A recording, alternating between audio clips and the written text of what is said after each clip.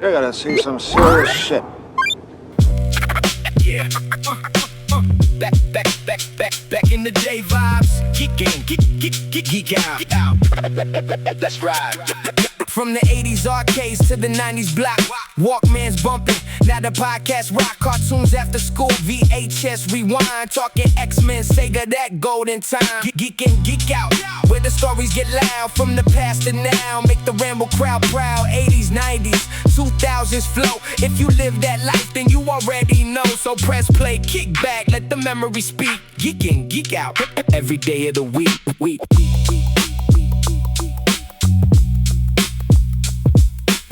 What is happening, everybody? Welcome to another episode of Geek In Geek Out, the podcast collision with Inside The Northside Podcast. I am Whiskey J, and I'm accompanied by... You are accompanied by the host with the most from the third coast, Inside The Northside Podcast, aka Spider John. We're gonna call him Spider John today. So, welcome. Thank you for having me back, bro. After our very successful first episode together, I'm glad to be back. I don't know what you got. I don't know if people have told you, but people did like the episode. Like, hey, I liked it. It was good. And the funny thing, we've always got a compliment every time you do something. They'll be like, hey, I like you guys' dynamic. I liked it. So I was like, you know what? Let's do it. I talked to Penny, and Penny was like, hey, I heard you cheating on me. And I'm like, kind of hard to cheat on yourself, right? Hey, Pa, don't be cheating on me, Pa. Hey, right? He was like, I heard you're cheating on me. And I'm like, bro, like, yeah, Penny's doing Penny. And he was joking. He's like, no, it was a really good episode. I'm like, so it's Penny approved. I appreciate the compliment, Penny, bro. Penny approved. So we said, hey, like, and I remember I hit you up like, hey, you're gonna watch it, right? Yeah. Do you want to do a review? And you're like, fuck yeah. Does a bear shit in the woods? And I go, yeah, I guess so. He goes, then we're doing a review. I'm like, all right, let's do a review. Yeah, let's do a review on Spider-Man Brand New Day. And I brought something with me. I brought my bucket that I got. You got the bucket. I did not want to get a bucket. They roped me into it, bro. It was 12 o'clock in the afternoon. I was barely coherent, and they were like, do you want to get the cup in the butt? Fuck it. Why not? You seem like you'd be talked into a porno by a blind man, and he'd be like, this is my favorite porno. And he'd be like, really? Now let me rent this from you. Like, let me see. No, I didn't get the bucket. My wife's like, you want a bucket? I'm like, no.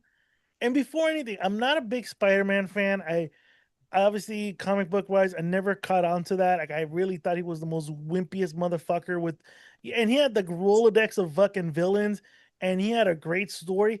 But I always felt Peter Parker was a pussy, bro. Like, I'm letting you know right now. That's why me and B-Ray would always get into it, because I was like, no, he's a pussy. Because, oh, my uncle died. I'm like, well, try to watch your And I would tell him, hey, why don't you witness your parents die out the back of a fucking movie theater by a gunman, bro? And you tell me how the fuck that happens. Oh, wait, his name is Bruce Wayne, and he's Batman, I go. And so... Well, I mean... I will say, I've always I always thought Spider-Man was a pussy. Like, I want to make that known before I give this review. I will say it depends on who's writing it, because sometimes people will make Peter Parker a pussy, and some people won't. So I'll say that. You know what I thought he was the biggest pussy in? Spider-Man the animated series. I hated that fucking series. I thought he was the one from '98. Yeah. Okay. I thought he was a simp, bro. I was like, bro. Kind of was. But I mean, Mary Jane was kind of bad. I'm not going to lie. Cartoon form, she's kind of bad. Bro, really? That was a toxic way. But she was like, hey, I want to marry you. And she jumps off. She goes, I just wanted to see if you really cared about me. Wait, she must have been half Hispanic, so. Fuck, now I want to stay with Black Cat, bro. That booty and the leather pants and the big ass titties popping up. I mean, that's the only thing we have not gotten yet, really. So.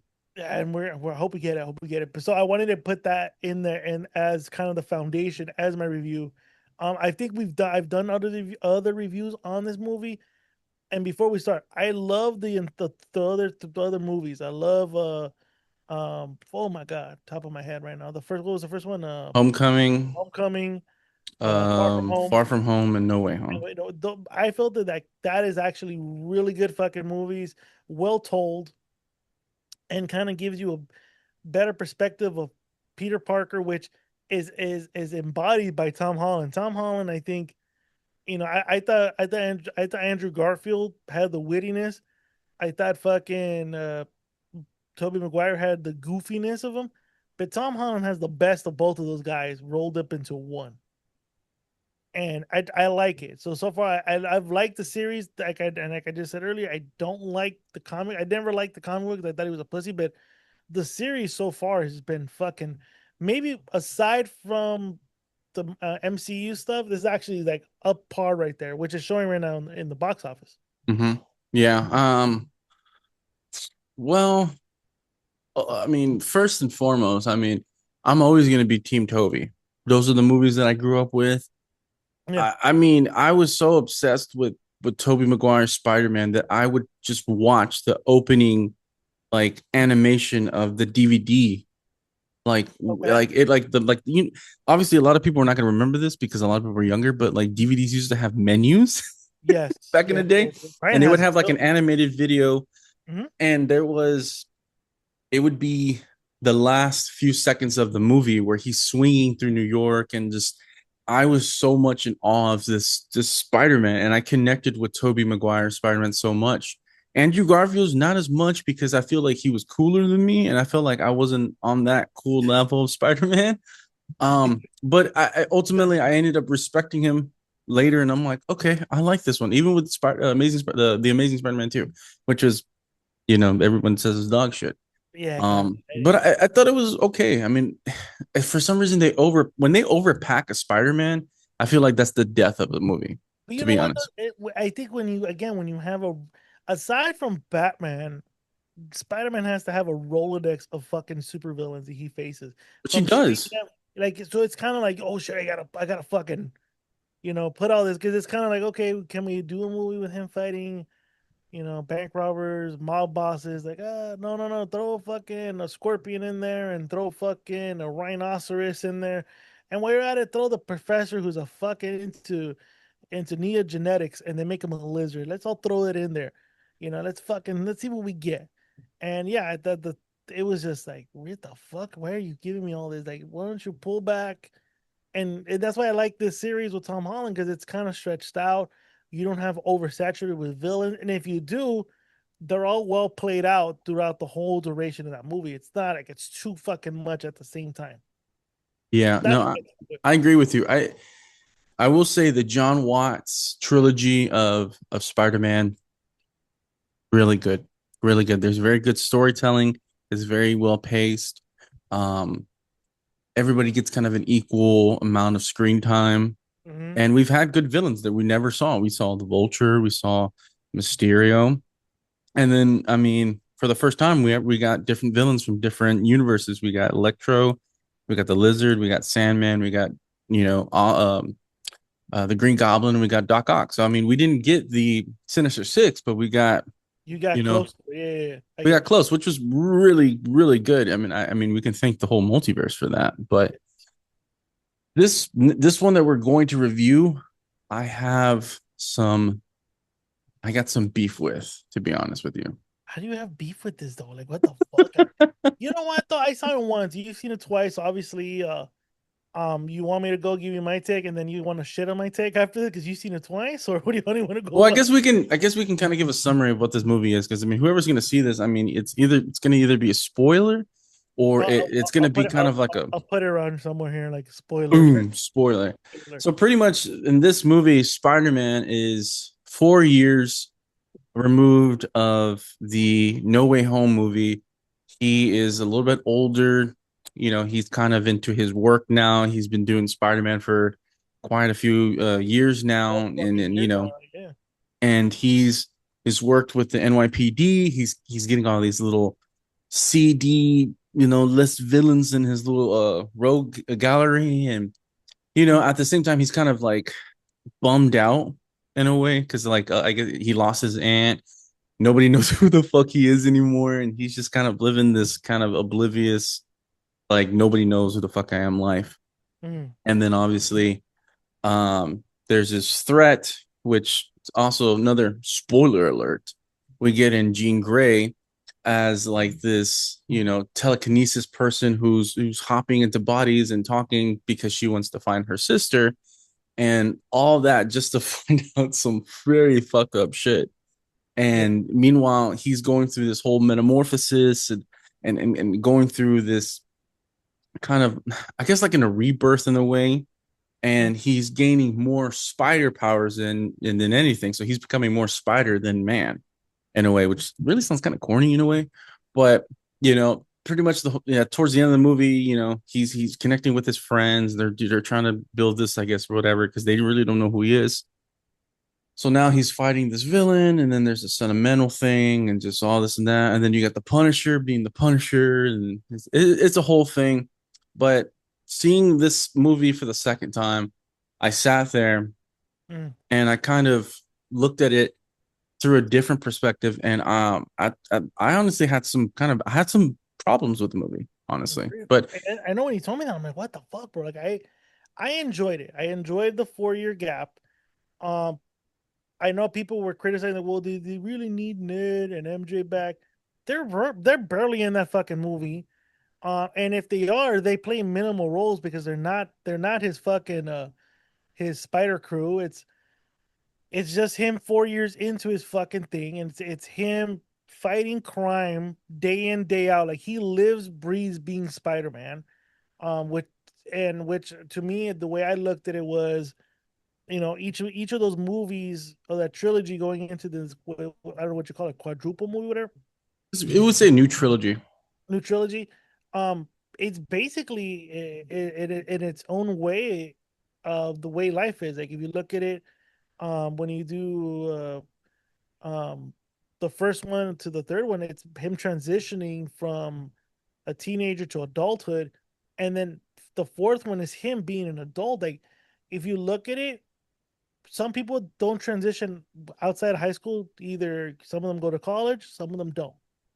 Some of them stay friends, some of them don't. And it's that in between where you figure out who you really are as an individual, because high school was such a big thing for you for 4 years. For a lot of people, high school is a big deal for you, to now transition outside of it to now, who am I? What am I? What am I going to do with my life? I thought it was a great way to have made the fourth film, because it's kind of like, okay, you've done this many years as Spider-Man with a crew behind you that helped you, that did all this. Obviously, we the whole multiverse thing, and you decided to take it upon yourself to say, you know what, to not endanger my friends, I'm gonna make these fuckers forget about me, and I'm gonna do my shit. A self-sacrifice in a way. And then he comes back a year later, thinking, okay, you know what? Hey, enough time has passed. Let me go back and tell him, hey, it's me, Peter.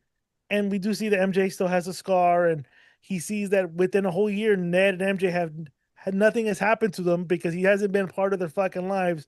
So he makes a conscious decision for the second time to say, no, they're better off without me. Mhm. And he fucking dives into his own job. And to me, it's kind of like your friends went to college and you decided to go to the workforce. There's nothing there. So like, Yeah. what do you do? And I thought that was a great way to kind of put this guy in the fourth film. Like, okay, what do you do now? What do you do? And obviously, you sprinkle the fact that he's half man, half spider, and the spider genetics is coming out more because he's trying to suppress the human emotion. The whole time he's living vicariously through them through IG Live. Like, let's be honest, they're watching the IG Lives. He's watching them live vicariously. He's living vicariously through them while he's dedicating himself to just work and work and work. And obviously, what triggers it is him seeing his friends are doing way better without him. MJ has a boyfriend. Ned kind of has a little bit of a newfound confidence to himself, but you can tell it's a hidden confidence because Ned's addicted to fucking poison energy fucking drinks. Mm-hmm. But but through his eyes, through Peter's eyes, oh, they moved on. Like they don't miss me. Like there's no thought of me whatsoever. Like, and that just makes it even worse for him. And then introduce fucking Jean Grey, which I think was a great introduction to mutants, better than the fucking Kamala Khan bitch from Miss Marvel. I like her. She's not bad. Oh, it's annoying bitch. You have a mutation. What the fuck, guys? I can introduce mutants. Fuck that. I think there's a better way to introduce mutants. Well, they introduced them as special people. They've introduced them as enhanced people, and now it's mutant. Now because we can use the word mutants, because mutants used to be the N word in the MCU for a while. It was. Well, Sony can't physically, well, not purposely. They can't use mutant because they're not. It's only so they have to use enhanced or special in a way, which I find it funny. Like you're special, and I'm like, that's special. Excuse me. Am I going to the fifth and fourth and seventh dimension here? Am I gaining superpowers? It sounds like a certain somebody who's watching IG lives of people watching what they're doing. Comparing his life to him. Do I have a court date coming up soon? Did I get arrested for domestic violence? He didn't yet, so. Yeah, I mean, fuck. But you know what? This is my thing. Which we're talking about it, and I know it's a sidetrack from what review is. I do hope they kind of explain the mutant stuff, because if you look at it, they have explained it with Tuco Khan, that he was basically Namor. Yeah, no more. He basically took his mom took took the herb, and she was pregnant, and so his genetics and that shit mutated him into basically, if you want to call it, maybe one of the first mutants out there. So they have slowly introduced them, but in the MCU, how do you introduce them? And I was thinking about it today. Yeah, actually yesterday, that I said it on an episode. I've been trying to remember which episode, where I said the way I would introduce mutants is that they've always existed, but only a slimmer were able to tap into their powers. Something had to happen to trigger the mutation, and then some of them had to be triggered through trauma, just like how Deadpool, he had cancer, and they just kept fucking pounding him until he mutated to what he was. Something had to happen. So I always feel the first stage of evolution for mutants was the snap, because if you and I think they kind of were already hinting towards that, because if you watch the movie Endgame and they talk about that the snap causes ripple effect of gamma radiation residue that just spread all over the universe, that to me would be a great indication, like, hey, mutants have always existed, but their powers were like maybe at 5-10%, so they weren't really a fucking factor for any of us to even notice them. But when Thanos snapped the first time, and then Tony snapped the second time, that's 2 gamma radiations in almost 5 years. That had to spike some of these fucking mutant levels to the point where they're omega level mutants. Well, 3 snaps, because it was Thanos, then Hulk, then Tony. There you go. So there goes 3 fucking snaps. 3 fucking snaps. Like, you're telling me that didn't trigger genetic mutation in some of them that already had it? Like, and they kind of do hint on it with Jean Grey with her sister, where they're like, oh yeah, our mom left us. Since when? Like, did this just recently just happen? Or did it, have you guys been orphans for a good while since you guys were born? Or was it just you guys started doing this maybe the last 5-6 years now? Mm-hmm. So I hope moving forward we do address the whole mutant situation. Like, okay, how long have they been around? Is this something new? Where have they always been around, but now there's more of them because of this whole snap, and which going to leads into the opening of the X-Men, where Professor X talks about human evolution. Every so often, there's just the next stage of human evolution. Unlike our resident retard that says, you got to go to the 5th, 6th, and 7th dimension to get superpowers. Human evolution, you evolve, and this is the mutants are the next stage of human evolution. Is this kind of where we're at? Like, are they going to explain it through the snap? It triggered these motherfuckers to start popping up, because there's no way that nobody knew about Jean Grey.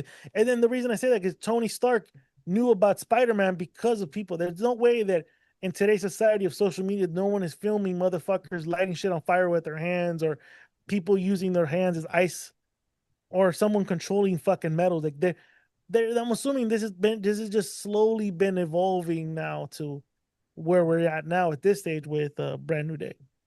Yeah, I know I sidetracked. I wanted to bring it back. No. I mean, that's a really good point, because I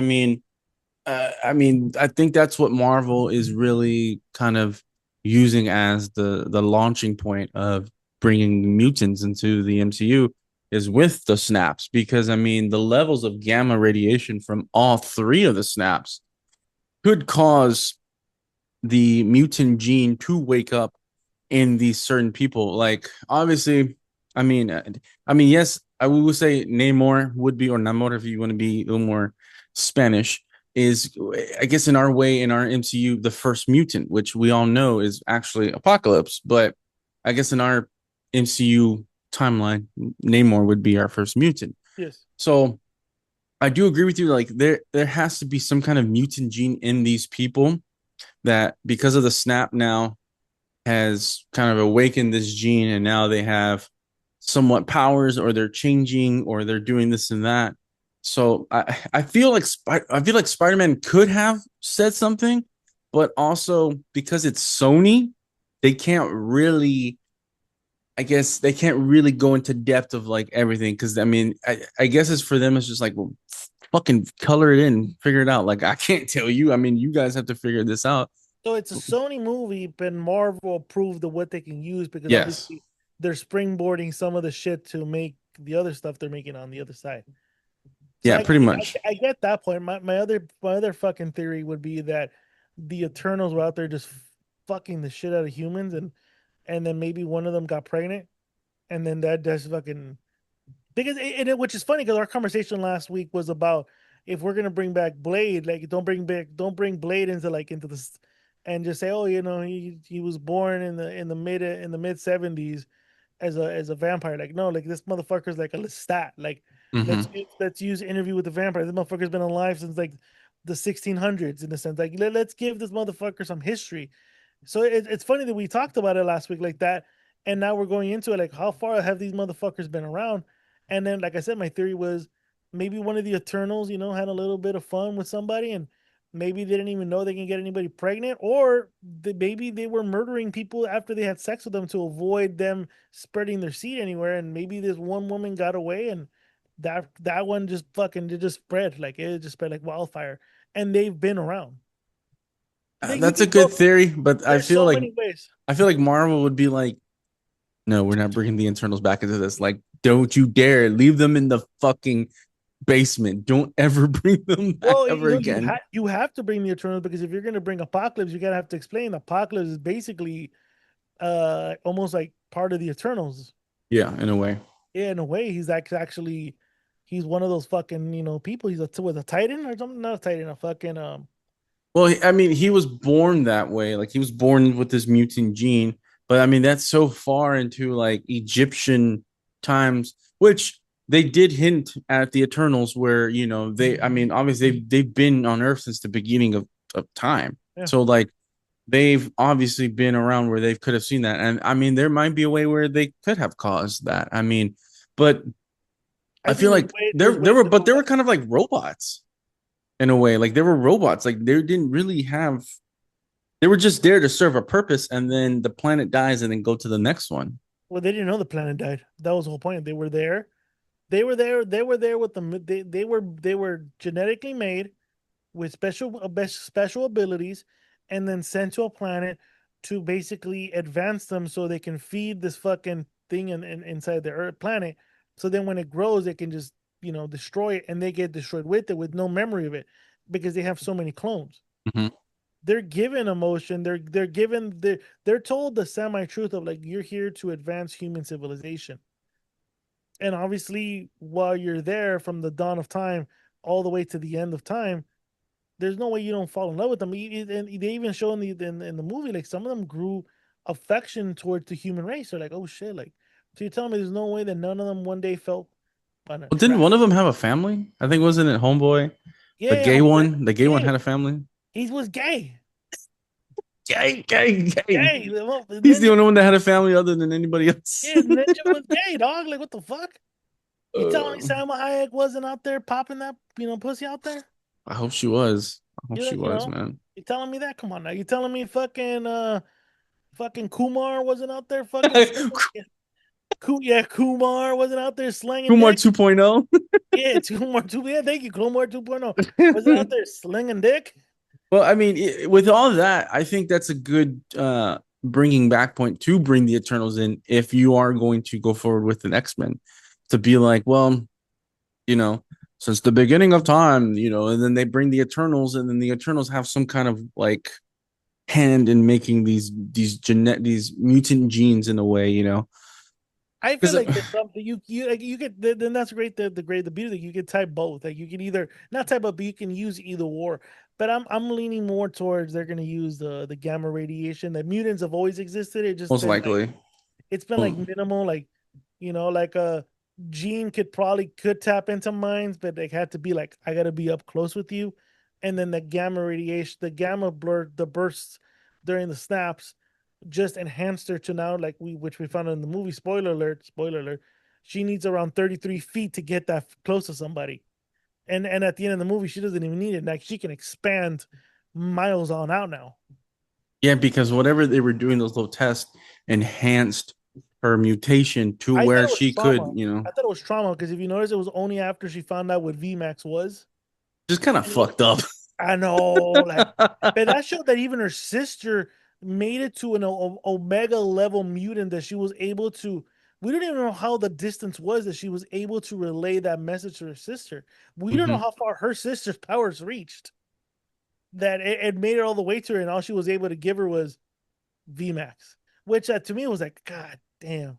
Yeah, because also too, I mean, if that's the case, and she kind of had the same thing as Jean, why is there no like record of that happening before? Like they should have been like, well, this happened a few months ago, and we thought it was just this, but now it's actually was that. Like I feel like this looked like a plot hole right there in a way. Or she just focused all her might just to find her, like, how like Cerebro can find specific mutants.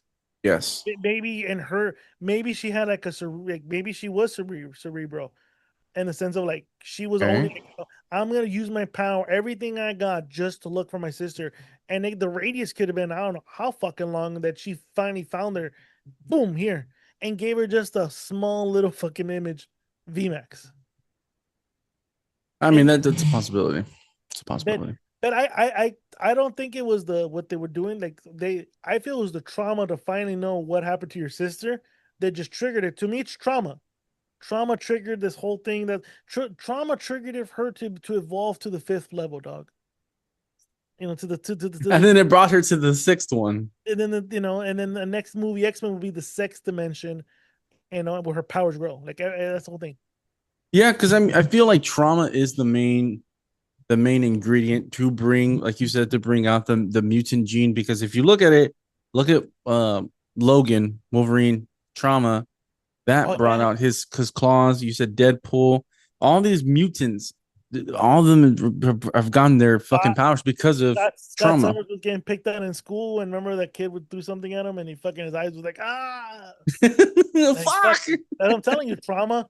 I think trauma, and which is crazy because there's just certain things like Tony Stark. Tony Stark had to go through that fucking terrorist attack for him to become Iron Man. Like there's just certain key moments in a hero or supervillain's arc that there has to be a trauma behind it for you to be that person. It's always trauma.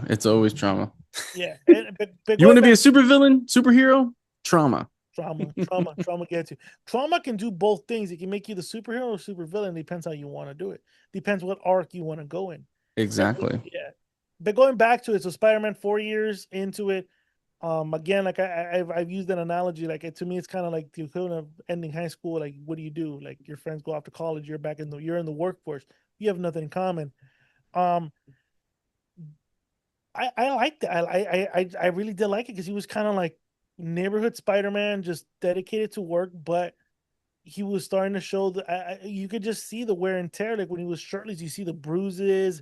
It kind of reminded me of the Dark Knight where he takes off his shirt and Alfred goes, "Know your limits, Mr. Wayne." Like it was at that point, but you saw when he focused on just being Spider-Man, the guy was innovative. He created a machine that created a suit from scratch. He created He created an AI, artificial intelligence, to help him. Like this motherfucker, like dove his mind into something, and he did things in the end. I think they're making him into the next Tony Stark, and maybe one of the next actually like smartest men in the world. Because look what just with 4 years have done, what he's been able to accomplish. Which with no money, no funding, he was able to accomplish a lot of stuff. See, that's the thing that kind of bothers me. Is like at the end of No Way Home, he makes his suit like from scratch, and I feel, and I personally, and I'm sure there's other people who agree with me. When we saw that, we were like, okay, cool. He's not going to rely on his technology.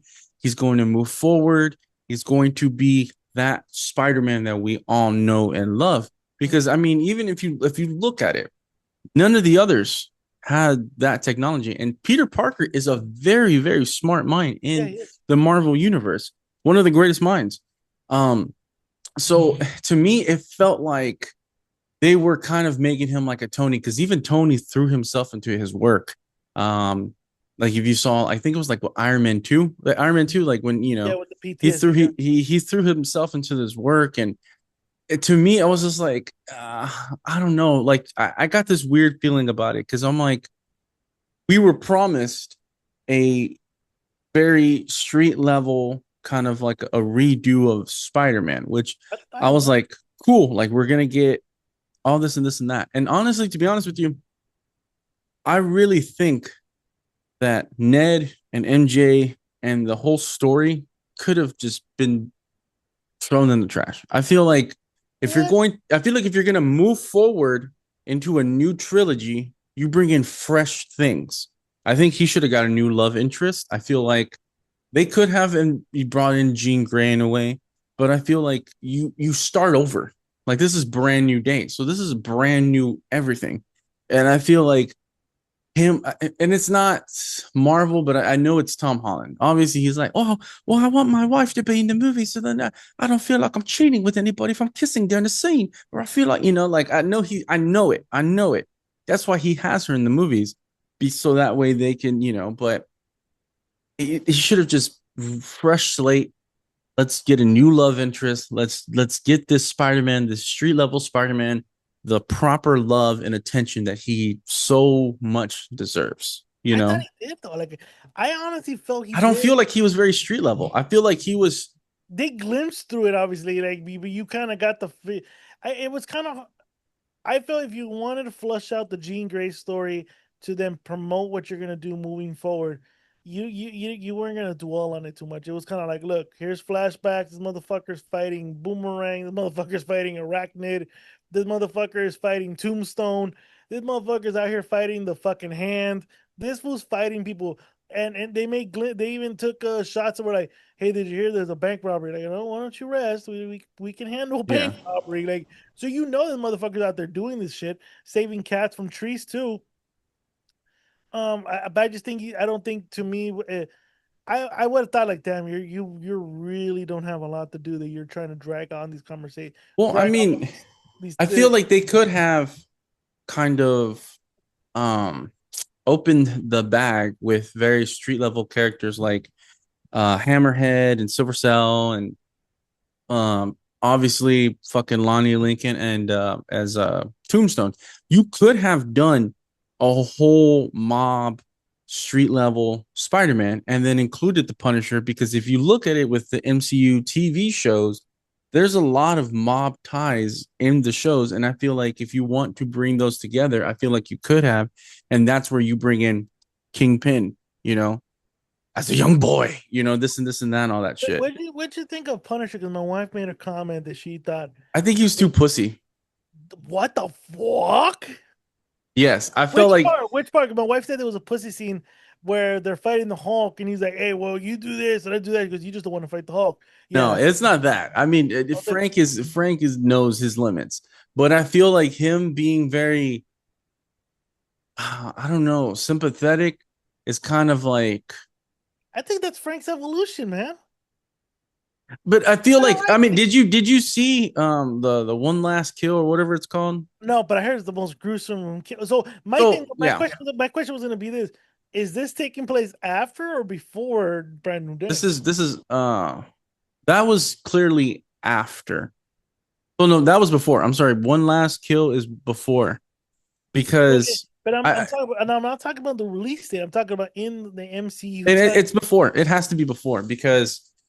Sorry to spoil this, but I will spoil it for you, sir. Spoilers. So Frank is pretty much depressed. He kind of doesn't want to keep going forward. The memory of his wife and his children are haunting him, and they put a bounty on his head. So pretty much this crime family, I forgot which crime family it was like, I want the Punisher fucking dead. Like, bring out everybody from the fucking island and kill this motherfucker. So pretty much, So pretty much it's like what's it? It's kind of like I don't. Did you see Judge Dredd like with Carl Urban a couple years ago? Oh yeah, that's So what you know, like he's in like this building and he's trying to get out. And he's fighting on it. It's kind of like a similar thing. Like they find Frank and they try to like obviously like burn him, like with fire or whatever. And he has to fight his way out of this complex. So he's shooting all these guys, killing all these villains, whatever, whatnot. And he finally gets to like the boss lady, I guess, because I guess she killed her family. And she was just like, Frank, like, I can fucking kill you whenever I want, but I'm going to give you some kind of mercy, but watch your fucking back. But at this whole time, Frank is like, he really wants to kill himself. Like, there's a scene where he goes to the graveside of his family and he's going to do it. Like, he's like, I'm tired of this. Like, I can't do it anymore, And then there's a scene where his daughter and is like, no, dad, like, don't. Like, don't. She pretty much convinces him, and like he like freaks out because he feels like he actually saw his daughter. And I think from then he was just like, no, I'm gonna continue being Punisher because this is what I'm supposed to do. So I feel like that one last kill was before Brand New Day, and that's why you have like this new Frank that's kind of like not the one from the TV shows. Because I feel like if you had the one from the TV shows, oh my god, that would have been superb. And I didn't think it was. I didn't think that was kind of one of the bigger critiques I keep hearing. Oh, he was pussyfooted. Like, I don't think he was. I thought the interactions were good. I thought he was. It was everything I expected to be him being in that movie. Without watching the one last kill, it was what I expected Frank Castle to be in that movie with and with Spider-Man. The conflicting, like, I'm, hey, by any means necessary towards here's this kid. Like, nope, I told you no. Yeah, I mean they have both different codes. And yeah, and what I liked about it, because you kind of got that big brother little brother kind of like bantering back and forth, which comes out naturally because both guys actually know each other for such a long time. So the chemistry between those two actually does play out great on the screen, because again, they're actual real good friends in real life. They both helped each other actually do the audition tapes for these two guys, and they both got it. So it just translated in the movie where you can tell that Frank's the older brother who just fucking, reckless motherfucker, and Tom and Spider-Man Peter Parker is actually the more responsible one, and he's the more level-headed one. But they both have a great common cause. It's just that their ideologies just clash. Yeah. I liked it. I just thought I know some people are like, well, I thought he should have been more in the movie. Like, no, the whole movie's about Spider-Man. It's not Spider-Man and the Punisher. It's Spider-Man. So I thought Frank, whenever he came out, landed on all his scenes, made the impression, and was off scene. And I felt that was great. Same thing with Bruce Banner, aka the Hulk. I thought him putting him in the movie was great. I know Penny said, "Oh, you could have done with more Hulk." Again, the movie's Spider-Man, Brand New Day, not Spider-Man Hulk with the Punisher. Like, it's not.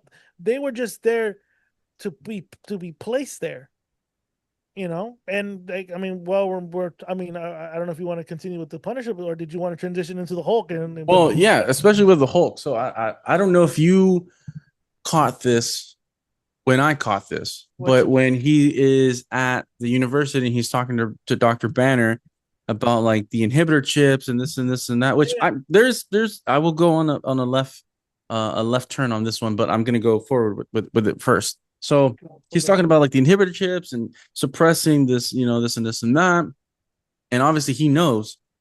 But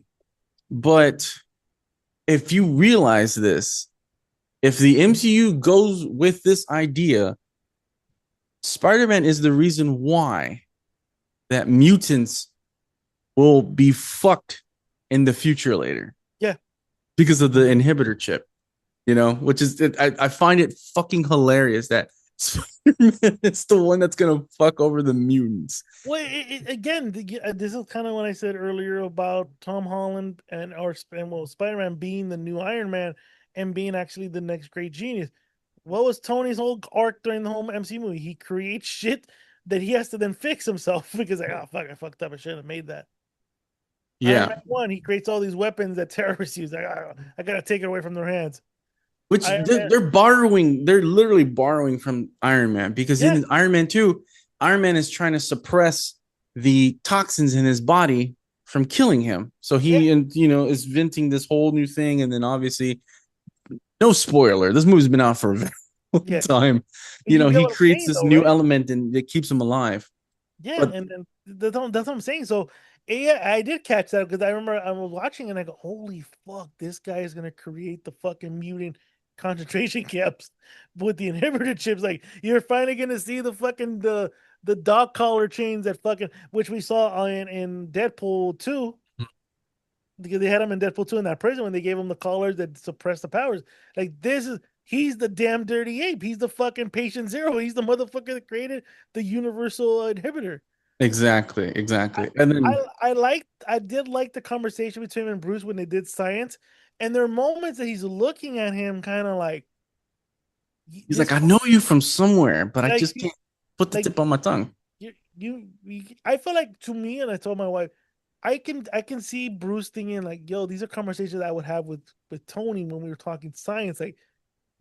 Just because you can doesn't make you need to make it. You know what I mean? With I felt like Ultron, obviously with yeah, Ultron. I felt like that was a conversation, and that's what I caught off like, because there were moments he's eyeing him like, kid, you're going down. I don't even think you realize where you're going with this. Exactly. I know some people took it like, oh no, he knew who he was. Like, no, I don't think so. I think the spell's still working, and obviously, well, I'll get into my theory about the Doctor Strange's spell and how it might have glitched during that whole fucking Jean Grey situation. But I felt like Bruce saw a little bit of Yes. Tony and Peter in that conversation, like, yo, like you you're a Tony Stark disciple because I these are conversations that I would have with this motherfucker. Because I would like to think they would have these fucking, the meeting of Yes. the minds, and they're probably debating a bunch of shit, and then it sparks one thing, and they're like, oh, I gotta make it now. It's in my head now. I gotta make it. Yeah. No. So because of that too, now there's a fork in the road with both of these um I guess problems I had with the movie. So Okay. one of Give me the them bullet. one of them is the left lane. Well, so it I feel like they forgot the whole thing of what happened in No Way Home because both him and Peter 1, Peter 2, Peter 3 were all doing these inhibitor things to suppress the villains, Sandman, well not Sandman, but Doc Ock, Norman, Electro. They were doing these things to suppress their powers, and whatnot. I guess to bring them back to good. Obviously, it didn't work for the Green Goblin. So I feel like he totally forgot what the fuck he did in the last movie, But and it you was work just like though. it kind of worked, but I feel like in a way he would have thought like I did this before, like Yeah, well, but you were targeting certain things like with Doc Ock, you were trying to make sure that the tentacles weren't taking over the psyche, which it was. You inhibited that. With Electro, instead of him surging, you fucking short circuited his ass. Like you target specific areas. Here, Peter was trying to.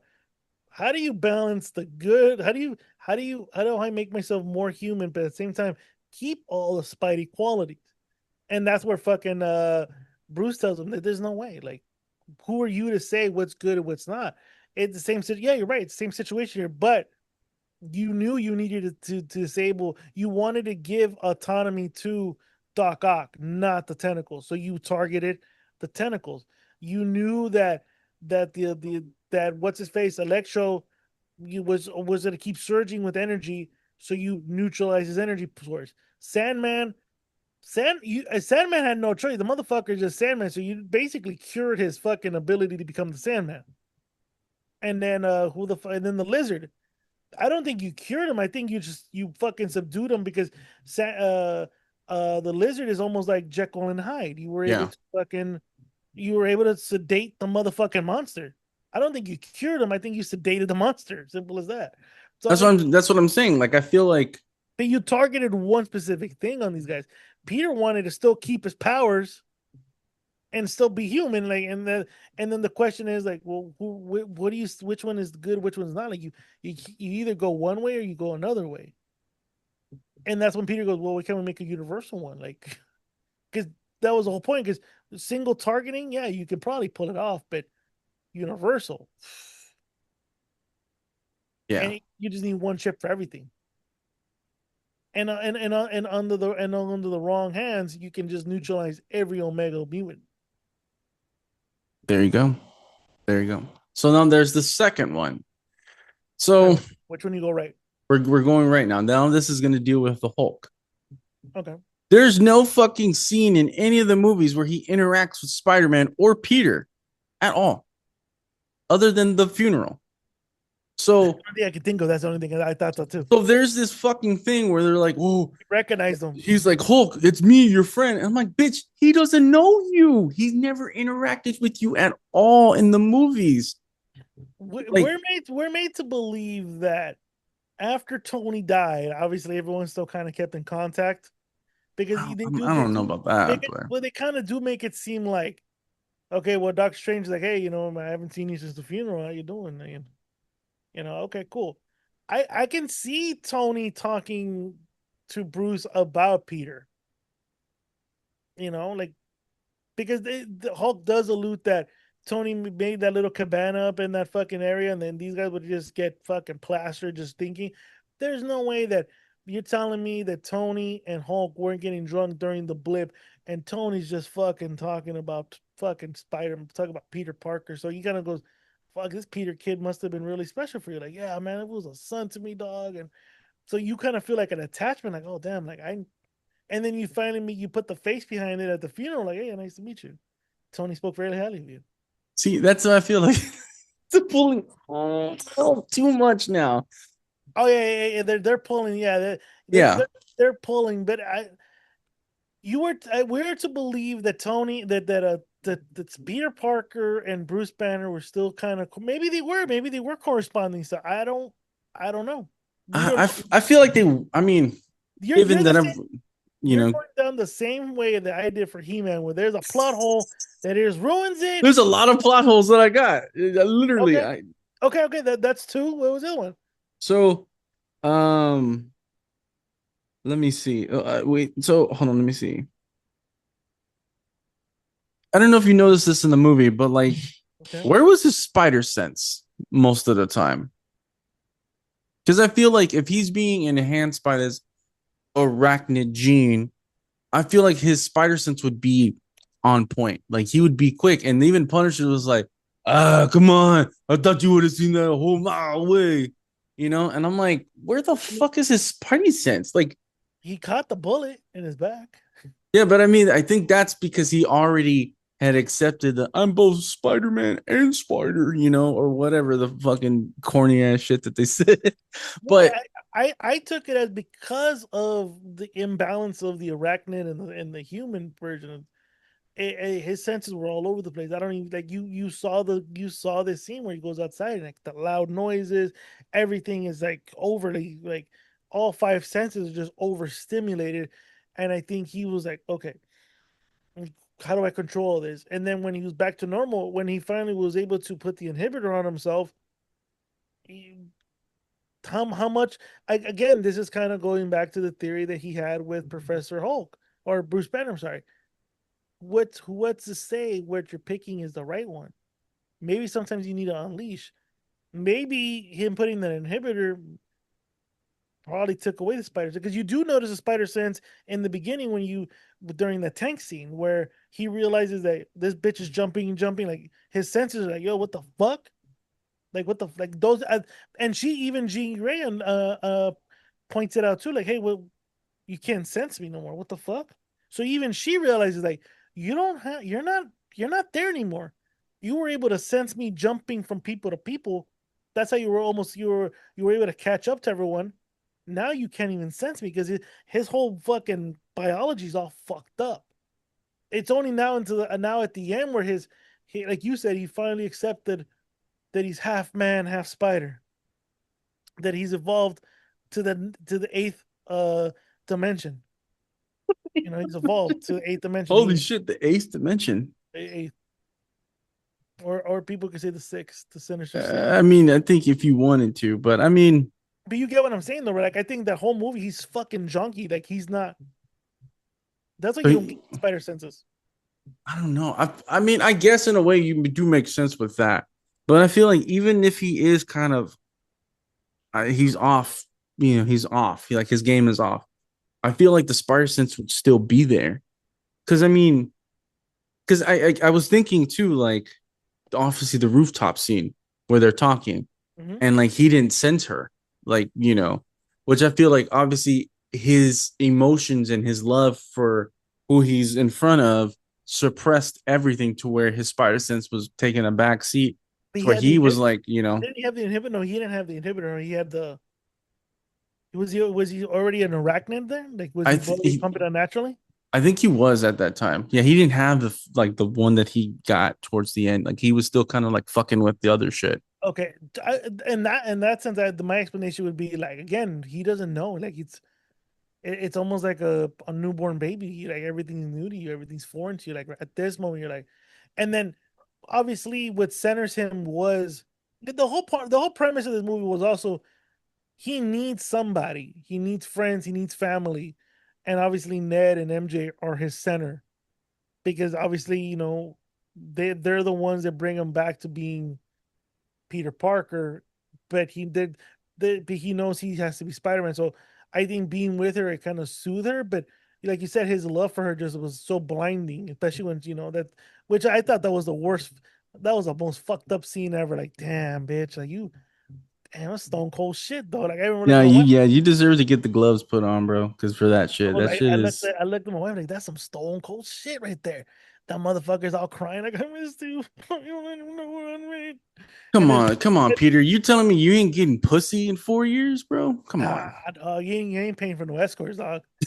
He got with her, dog. Well, now when he's working with well, you know what? He's working for the NYPD. There's some shady ass motherfuckers. I'm saying, Nah, but he wasn't getting any. Obviously, that cop that he was working with, she's like, Spider-Man, there was some escorts going on over here in the Bronx. Did you happen to look into that? I don't know shit. I don't know what the I didn't leave no review for them. I mean, I don't know about this. I didn't take him to no steak dinner. Fuck, people are gonna be like, wow. Steak, god damn, no. It's a classic. It's a classic. Oh my god, what else?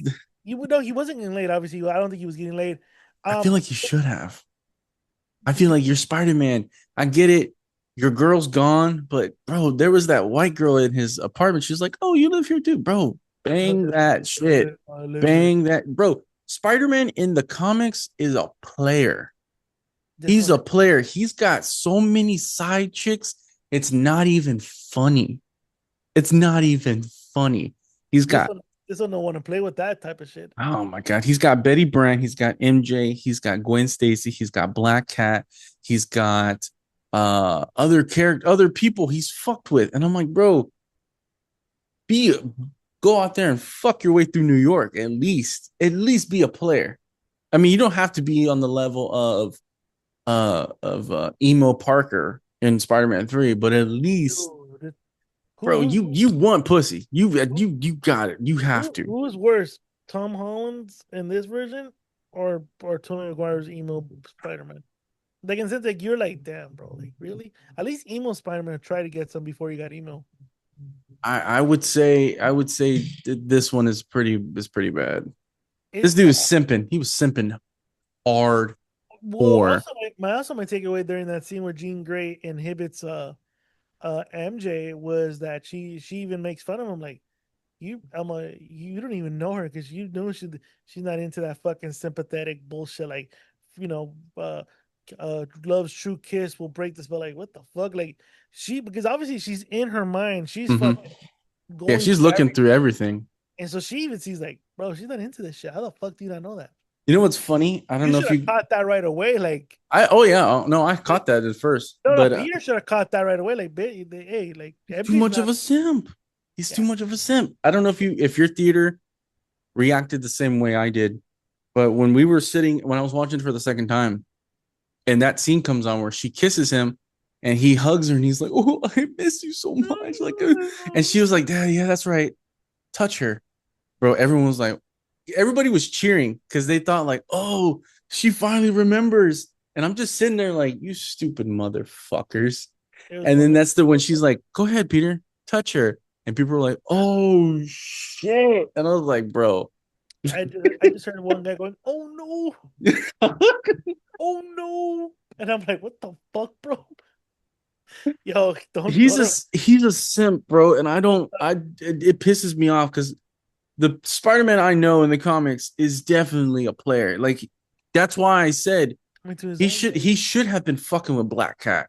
He should have been fucking with Black Cat. We don't know about her yet. Like, again, he's only 4 years in. We don't know what. I mean, from the looks of it, he was just eating Little Caesar's pizza, working out, and just jerking off like a motherfucker. 2 out of 3 for me. So. That sounds like a Saturday morning, Saturday afternoon for you. Wednesday afternoon, but Wednesday after. But yeah, like to me, that was like okay. Like, I you know what? I didn't really think about that. You're right. He should have been up, but it kind of defeats its purpose of him moving on. Like the whole point is like he's kind of left like, oh fuck. You know what I mean? Like, what do I do? Yeah, but I mean, it's kind of the same way. Kind of the same way as you were making this analogy of like high school. I mean, people go one way, people go another. Obviously, you know your girl's not coming back. Your girl's gonna go get digged down by somebody else, and obviously she was by. I think that's what shocked them too. Like, oh fuck. Which I find funny because but that makes sense because even I would be like, oh shit. But wait, I knew about this. Oh shit, though. You know. Also, too, that party scene, everybody knows who there is. Like nobody be like, hey, who the fuck is that guy? Now you know what? No, not really. Because I remember going when I was going to house parties. But I'm 39, so I'm going to house parties like fucking when I was like 18. That's back in the Coons age. There were people that would just randomly. There would be a house party like let's. I was from El Monte, and I would go to a house party in Southgate. I don't know nobody. I just knew somebody that knew somebody in Southgate, and we would drive to Southgate, and we're like, and obviously we would just be like, hey, we're gonna be there. Fucking GPS on the paper says we should be there like in 20 minutes. All right, cool. Fucking email them via. Obviously we only had flip phones by the minute, so be like, yo, 20. You put 20, so it obviously be 20 minutes when you get there, and that'd be it. And the text would be like, here, and they'll walk you into the party. I don't know, fuck off anybody there, and I'm walking in. I got a drink in my hand. I'm what's up, and I talk. So to me, that seemed natural to me because I remember that's how I remember going to house parties, all over the city and shit. I never got that opportunity. Yeah, like so to me that was normal. Like I didn't find it any different because like okay, you know, I know somebody like okay, cool. Like when I remember the infamous party where TTB Chubbs fucking cock blocks me. I didn't know fuck off nobody except for Chubbs and his fucking college friends. Other than I didn't know anybody, and I almost got my Arizona State. Yeah. And I almost got my dick sucked. I didn't know nobody, and we were in fucking, I think somewhere in Linwood at that. Like that was, you know, for all people that live in SoCal or Southern California know what I'm talking about. But I didn't know fuck all anybody. So to me, it made sense that he just walks in and goes, "Oh yeah, I'm one of your upstairs neighbors. Here's some flowers." Made sense. I will say that did happen to me one time. I threw a Christmas party. I want to say 2-3 years ago, and I didn't personally, but I was involved in a music video, and I was like announced everybody was like, "Yo, house party, Christmas party at my place," and I shit you not, like there were people in there, and I told my buddy, "I was like, who the fuck is that?" He's like, "Hey, don't worry about it," and I'm like, "What the fuck, bro? This is my home," and there were people. It was bad, and to the point where he was like, "Bro, I don't even know who that." That's what I'm saying. Like it just. And someone that knows somebody that tells them, "Hey, there's a fucking badass party, come through."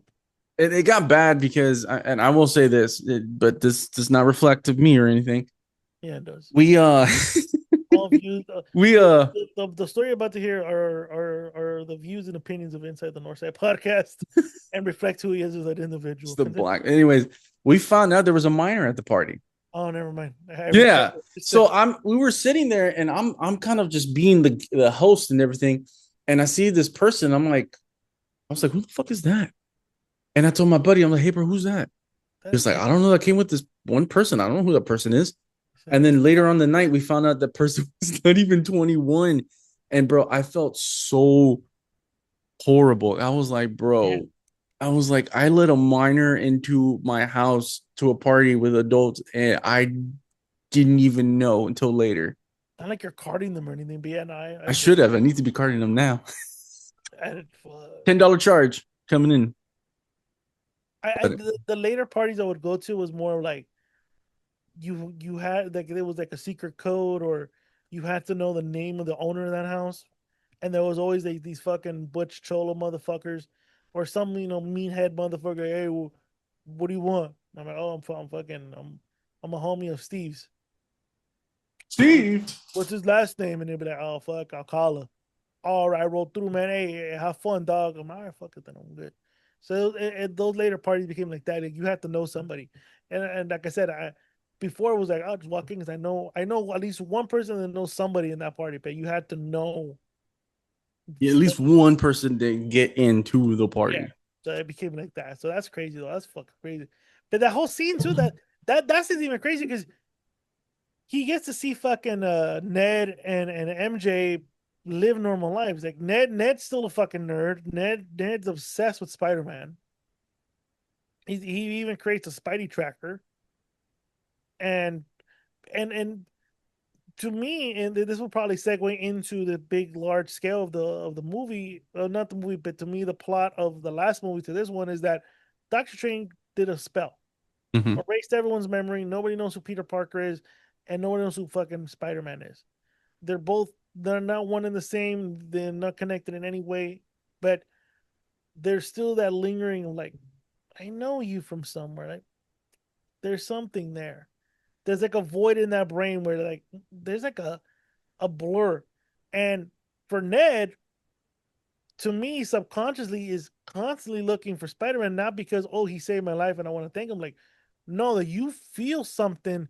There's something there that you feel like, no, and obviously in his mind he'll channel it as like, oh no, I want to say thank you because you saved me in Prague, you saved me in Washington, and he just saved me, and I just want to thank him. Like, no, there's something compelling you to want to find this guy, and that's what it is. And then for MJ, you kind of, I think she's a little bit more hard headed, that you don't see it into the tail end, but obviously spoiler alerts, when Jean Grey gets abducted and she gets fucking bombarded with all this fucking shit, and then the trauma finally hits her, and she explodes. I'm sorry, and she explodes this whole fucking thing and basically freezes everybody. She's in everybody's mind. There's no way that she didn't fucking rattle somebody's fucking brain, and it happened to be that she was inside Ned's and MJ's brain. Now, obviously, spoiler alert: MJ already knew prior to getting frozen in time who Peter Parker is because she's smart. Yeah, she read the note too. But pause that.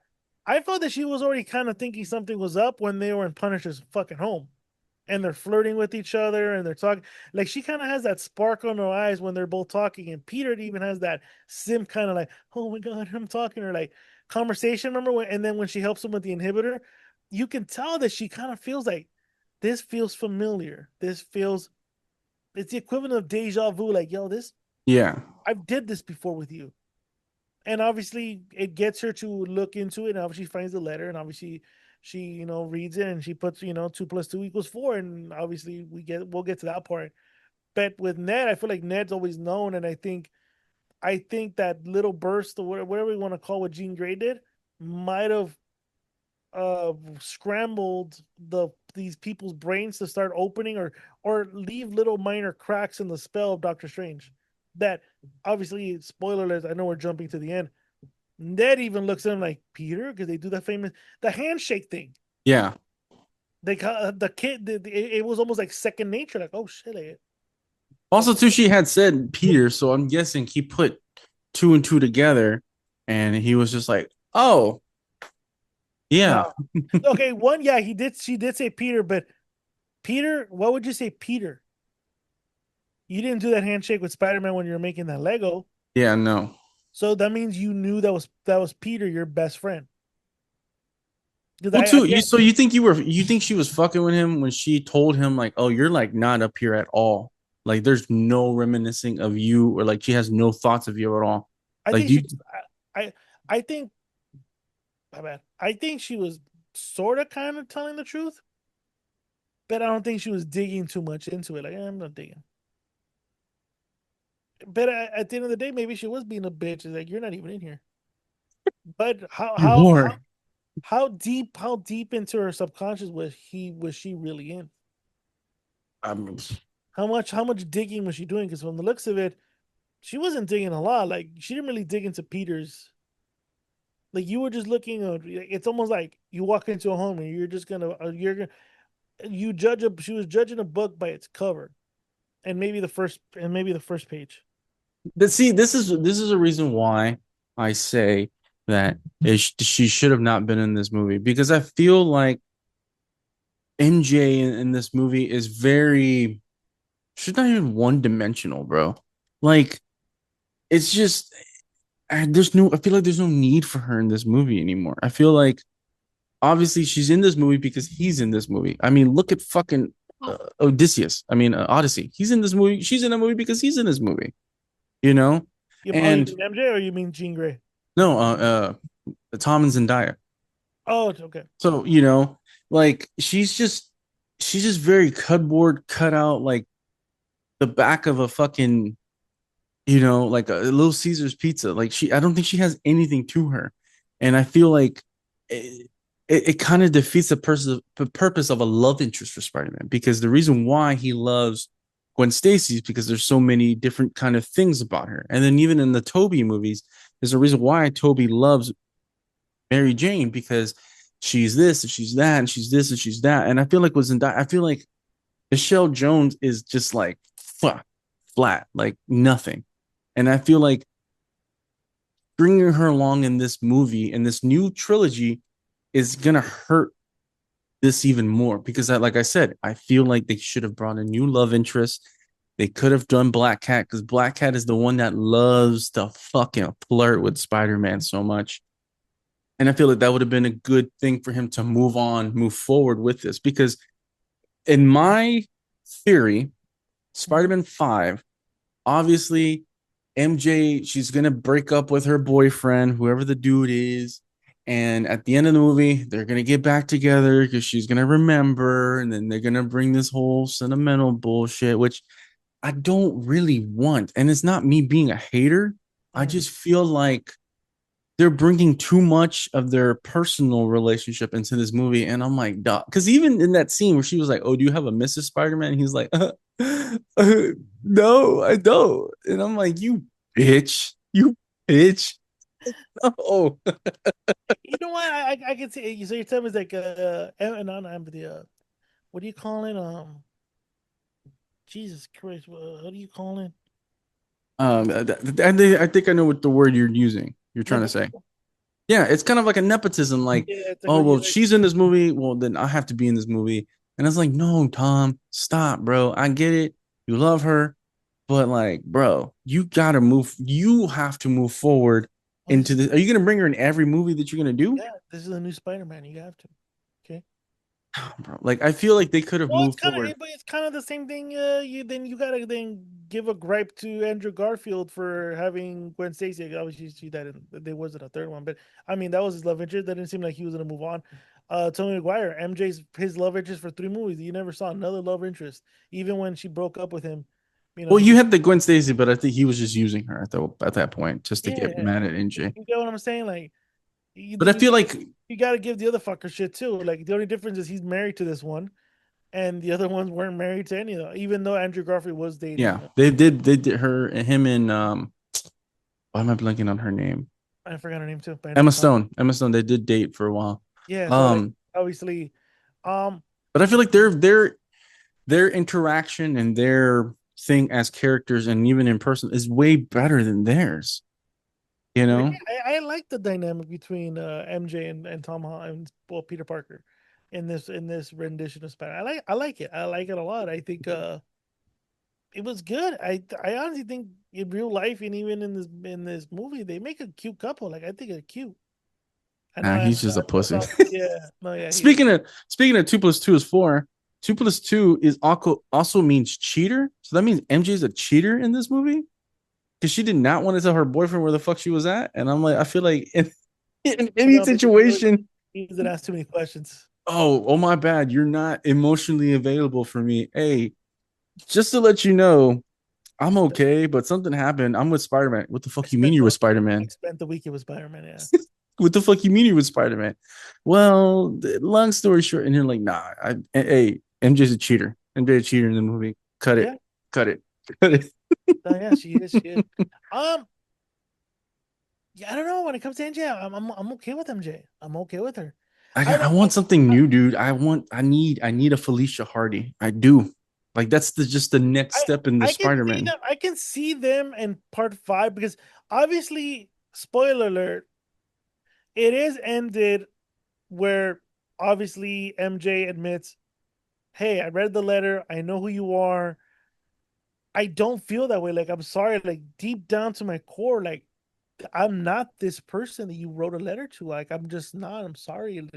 And a part of me feels like she's doing that because it says like I went up to a year. Well, not that in the letter it says that, but she remembers him later on going, "Wait, you're the motherfucker that ordered coffee from me. So you mean we could have been all this could have been avoided 4 years ago. Like you opted to not be with me, and now you're pining for me, and now like look where we're at. Like really, like you could have.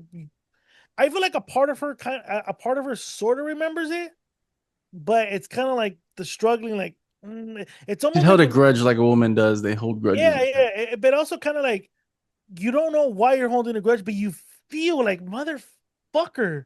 You get me? Like, because I feel like obviously there's a cloak right there in that memory core of her, but she knows Peter, but like you again you hold a grudge, but you don't know why. Like, motherfucker, like you serious? Like I remember you from the coffee shop, asshole. Like, but you don't know why you're so angry about it. So I feel like that's why she said, "I'm not that girl." Like, I'm sorry, Yeah. like that girl loves you. Like, I'm not in love with you. That's Might have why been. that's why I feel like he made that conscious decision to move forward, to let them go. And I feel like that should have been a permanent thing. I feel like that should Yeah. have been a very, very, very permanent thing. That's why I say those two should have never been in the movie. Because I'm like, why are you going to Boston and then coming back home? Like a lot of people kind of stay where they're at or they move somewhere differently. Something Um, calling them to come back. That's the whole point. To me, it's like they're gonna come back. Something's calling to them. I feel the come fifth back one. home. Yeah, I feel like if they do, obviously they're gonna do a fifth one. Um, Obviously the dynamic is now a little bit different. MJ has a boyfriend. MJ's aware you're Spider-Man, and Ned knows too. But I feel that Ned's gonna be the best friend. That's gonna be like, bro, like she's moved on. Like, move on. I get it, but like, I hope you so. I I hope think that he I kind think of is so. the I one think that we might see sort of somebody, but deep down, it's always going to be MJ. MJ's his North Star. Like that's her North. Like that's my North. But are we going to see a love interest? I think you're going to see a potential, but not. Oh my God, fucking, you know. When Stacy, I think you're gonna see some sort of thing. If they introduce Black Cat, that could be the chick that kind of like, you know what? She's a little bit wild. Okay, I'll entertain this. Bet deep down, he probably puts her away because, like, hey, pussy. that's what I think is gonna happen. I don't think you're gonna see him making out with anybody, but I think you're gonna see the flirting, the kind of like that kind of like sexual tension you can cut with a knife, with the butter knife, with the hot butter knife. But I don't think you're gonna see anything, and I think it's always gonna be MJ. But the fifth one's gonna come out when after Secret Wars, because I mean, It's obviously, probably gonna be quite a while. He's probably we're- gonna be in his probably gonna be like 35, bro, when he comes out with this movie. I think so. Something's gonna happen, but we'll see what happens. He's gonna be in his 40s by the time that last one ends. Ooh. So I mean, that means he'll make what? He'll make 6 movies. He'll make 3 more. He'll make six with the appearance of three. Well, Civil War, Infinity War, the last end of Endgame, and then Secret Wars. So in all actuality, he'll be in 10 movies by the time he's done. Damn, and he's made so much money over that. Um, You think about the Hulk. How did you feel about the Hulk in this movie? I feel like this is probably I the best iteration of the Hulk we've ever seen. I think it was it was the best. I was gonna say that right now. I think it was the best iteration of the Hulk for a short period of time, and also same thing. I know we harped on it. We kind of plot hole it because when the fuck did these fools interact? Hulk recognized him, and Hulk said, "I'm gonna just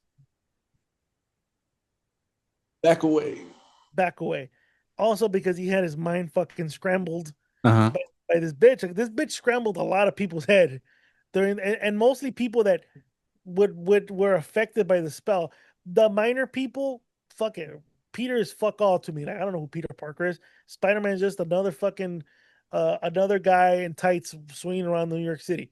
The people that it affected were people that actually knew him in personal. And those are the people that are gonna be like, oh fuck, and those are the people that Jean Grey affected. Bruce Banner, MJ, Ned. Oh, not Ned. Ned. Ned. Yeah. Ned was affected at the end.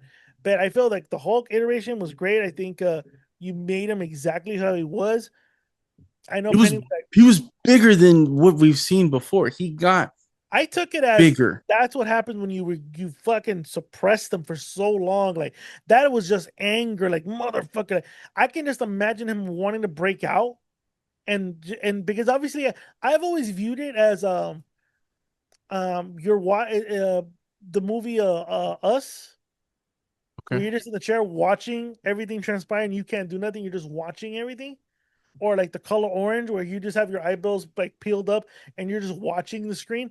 I feel that Hulk is watching Bruce do everything, and he's like, like, I want to get out, I want to get out, and he finally got out, and that's why you see him all fucking Hulk, like Hulk.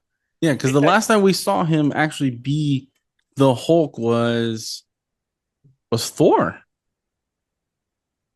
Was it Thor? The last time you actually saw him be true Hulk, because he was not Banner for I think a few years after that. Like when he shipped off into the stratosphere in space, Mhm. he was Hulk. So when he landed on the planet in Thor, he had been the Hulk the whole time. And then obviously, with Infinity War, he ends up coming back to Earth and becomes Banner. And they didn't really work out together. Like, he was suppressing him. That's why he was in Hulkbuster. And then we really didn't get a proper Hulk until now.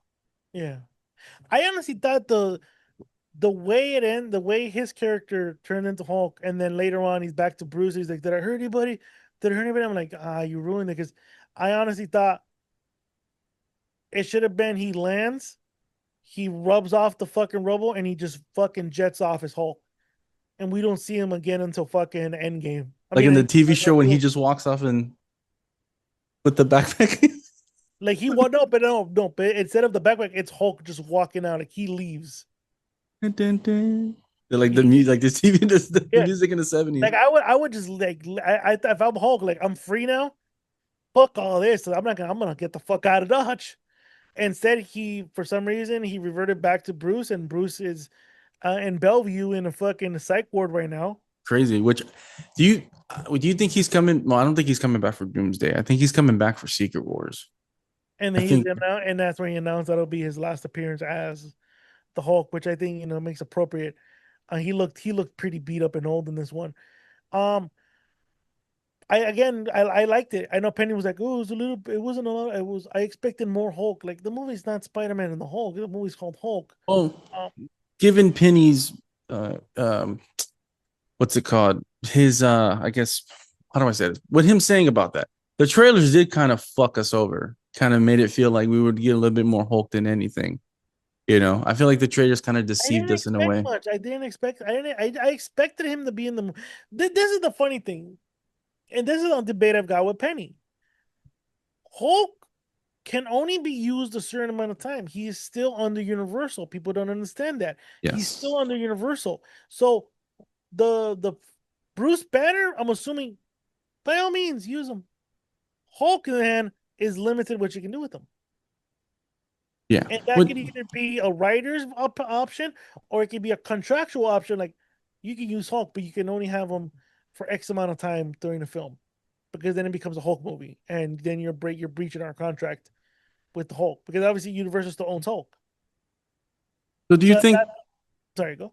do you think that now that they're gonna do this soft reboot, that Universal's kind of like, okay, cool, this is our time to make a Hulk film? Do you think that they're gonna come out with a Hulk film with this soft reboot?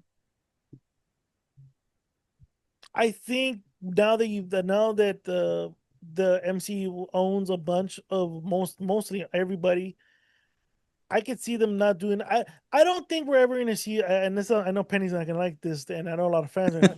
You're never gonna see a Hulk movie. I'm sorry, you're not. They were not successful critically. They weren't successful fanatically. People loved them, but you're never gonna see a Hulk movie. You're gonna see a Hulk team up movie. You're more likely to see a collaboration of the new Wolverine and the new Hulk, and the movie's gonna be called Wolverine versus the Hulk. I could see that happening in the MCU. Oh man, I The feel reason like why, because the first introduction to Wolverine was in a Hulk movie. So if you're gonna make, you can't legally make a Hulk movie without breaching contract with Universal, but you can mash them into one, and you could probably put a couple fight scenes in there with Wolverine, and then they later team up, and you whatever fucking plot you want to put behind it. So obviously, I think MCU has already picked out the Wolverine. They're being very secretive about it and who the fuck the next Wolverine's gonna be. But I think they got it ready, and I think that's gonna be a movie in the bank you're gonna see in 2029, 2030, 2032 is Hulk versus Wolverine, or Wolverine versus the Hulk. I think once they announce the X-Men cast at D23, I think we should do an episode because the fan cast that I've seen for a lot of people and the person that they have been kind of rolling out to be Scott Summers, aka Cyclops, I think could be as what you guys call a dark horse, as what's his name, Hoffman's son, Seymour Hoffman's son. What's his name? I forgot his name, but he's in a bunch of movies. He's in like Licorice Pizza and all this other stuff. Okay, yeah. Okay. So he's supposed to be. Well, people are saying that he's a front runner to be Cyclops, but a lot of people are like, he's fat, he's balding, he's ugly, and this and that. But obviously, we have seen what Marvel has done with these guys who are not so. Give them the steroids. But they put them on the Marvel regimen, and steroids. I feel steroids. Steroids. You took some of the steroids, but they got them on the juice. I don't know. Maybe not. I don't know. Chris, we'll have to ask Chris. What's Chris Pratt if he's on the juice? I don't think he is. I know he's on natties. That's fucking Kumar, dude. Kumar. Look how he looked. Look at him now. You telling me that motherfucker is not on? He wasn't on any supplements. A little bit, maybe some of those Indian supplements they got over there in Southeast Asia. But yeah, I think we should totally do one once they. I'm down. I'm down to do an episode like that for sure. I like this type of collabs. What else? What else we got in this movie thing? Oh man, well, I gotta take a hot piss. If you want, you can go take a piss. I mean, we can pause this. I gotta pee too. So yeah, gotta take a hot piss. But all right, so we're back. We're back from the hot piss. Hot piss. From our what's it called? So we're talking. So I mean, so takeaway from the movie, and let's get into that. So takeaway from the movie, obviously we, what'd you think of not takeaway. Let's go back. My other thing, what did you guys think of Damage Control? To me, it's like, obviously they've been kind of a force through the MCU. We've seen them in WandaVision. We've seen them through, Mr. Whatever the fuck, Mr. Wonderful, whatever, Mr. Marvel, whatever the fuck, that show that came out. Why am I fucking blanking on his name? Blanking out too. And then you saw him again, and you see him briefly now in a couple of these other series, but you see him here, and basically a government entity that just wants to control everything, like and which is crazy because if you look at it, created by Tony Stark, it's a Tony Stark creation. Damage Control was created by Tony Stark to mitigate any of the damages that was done by them. Now they're creating the damages, but also finding ways to neutralize new damages, but also overreaching itself into basically almost becoming like the new Weapon X program, or some would say Hydra, however you want to call it. In a way, yeah, I think they are setting up Damage Control to be somewhat the silent big bad because of everything that you just said. And it's funny, Tony Stark created Damage Control, and then Peter creates this fucking inhibitor. So it's like, thanks guys, you both fucked up the whole mutant humanity, like thanks guys, I I could see them revamping their name too, and it's escaping me. I haven't caught up with the X-Men stuff, but they're gonna be the guys that are like they make the Sentinels that also Trask, wanna like do the vote. Traska, No, the government agency that also does the voter registration act for no the mutant registration act where they want because you saw a little bit of that like hey take your mask off like Oh when yeah, you're yeah, yeah. you are You know, like let me look it up while you talk, so we can I find feel like this. we're gonna get to that point, and that could be the next saga for Spider-Man after coming back from this fucking war thingy. This uh Secret Wars is that the fucking damage control is now no longer damage control. They're whatever the fuck you're gonna look up right now the name of this organization, and But obviously the Department of second Mutant Affairs. there you go because by this time mutants are just gonna be popping up now. Jean Grey is just a small grain of what we're gonna experience right now with everything. She's a small grain right now. We're gonna experience a bunch of high end fucking mutants coming out of nowhere. And Yeah, damage control is no longer gonna be damage control. They're gonna be what was the name again? the fucking what's it called? The Department of Mutant Affairs. There you go. That's what they're gonna be now. Which High I do agree with you. Like I think that's why they've been kind of throwing in um what's it called? Damage control little by little in each of these series, suppressing these Wonder Man. That's what it was. yeah, 'cause remember Wonder Man, they're investigating because remember what Hydra did. Remember Hydra had an algorithm of showing you who the next threats are going to be. You're telling me that they don't have that also? Like, hey, like these are threats are going to be popping up. Like, hey, watch out for this kid. This kid's trying to show abilities. Let's monitor them.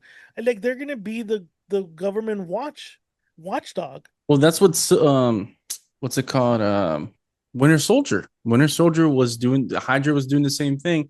I think And we're going to get obviously back to we that. yeah, which people thought like, oh, Hydra's done. No, Hydra was in the shadows trying to regroup and now, coming I back think as possibly damage control. and or the humane whatever the fuck you want. I Human think damage. Mutant Affairs, yeah.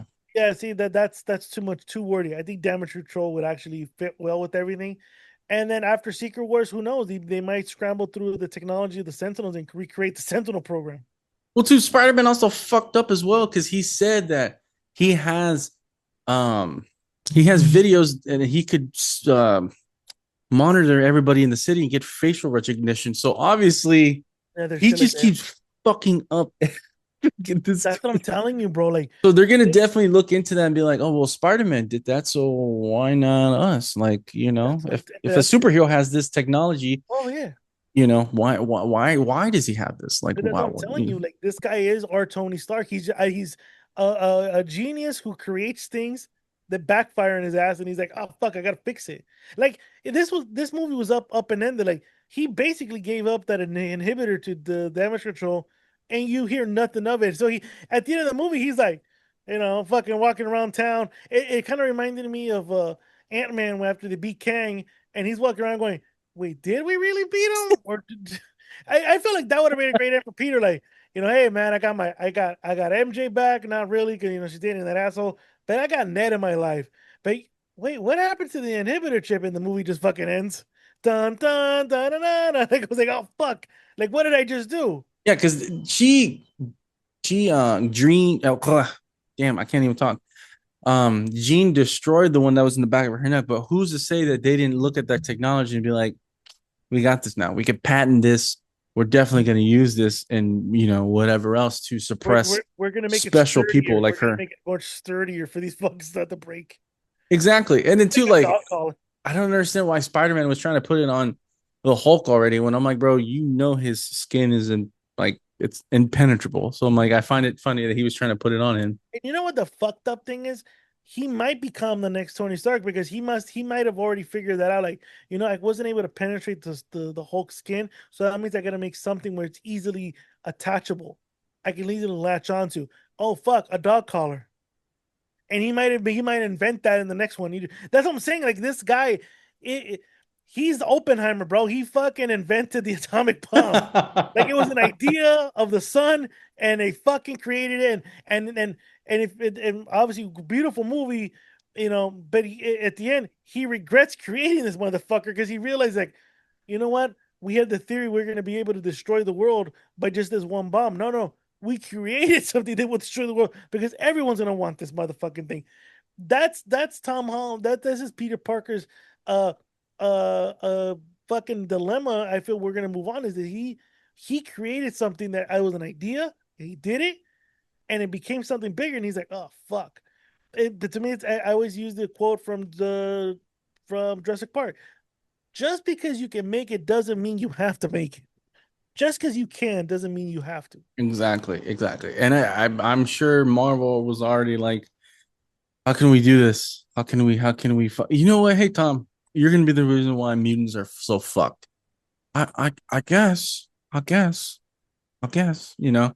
It's a non-alcoholic drink because I can't drink. Oh my god, I saw that sponsorship too, and I'm like, I'm sick of them right now. But going forward, yeah, going forward. What was your favorite part, and what was the part you didn't really enjoy the most? My favorite parts were him interacting with the Punisher, especially the inside joke of saving his ass on Long Island. I wish there would have been a flashback to that scene where he saved him. At least be like, who can we get? Can we get something like our footage or something? I like that. The other one was actually him fighting the hand when he finally accepts. Actually, the whole scene when he's fighting the hand, and obviously the inhibitor breaks, and he has to become the full arachnid. Like that whole fight scene is just fucking. Actually, one of the best choreographed fight scenes I think I've seen on Marvel. I thought that was hilarious. I thought it was epic. Hilarious part was when he fucking went to go see the new Black Widow at her office, which was like, dude, I thought she was joking. That's really her office. Which other one? Oh my god. The other scene, which is like, which I kind of liked, and I'll give you the reason why I liked it because it was short, but it kind of gives you the indication that he's like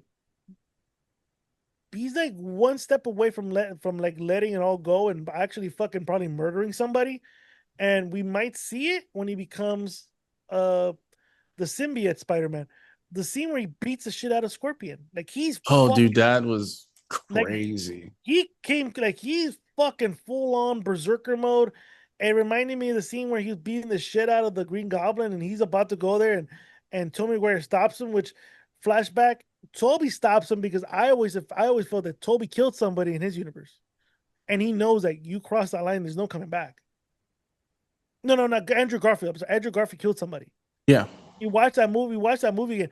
Andrew Garfield said he stopped pulling his punches.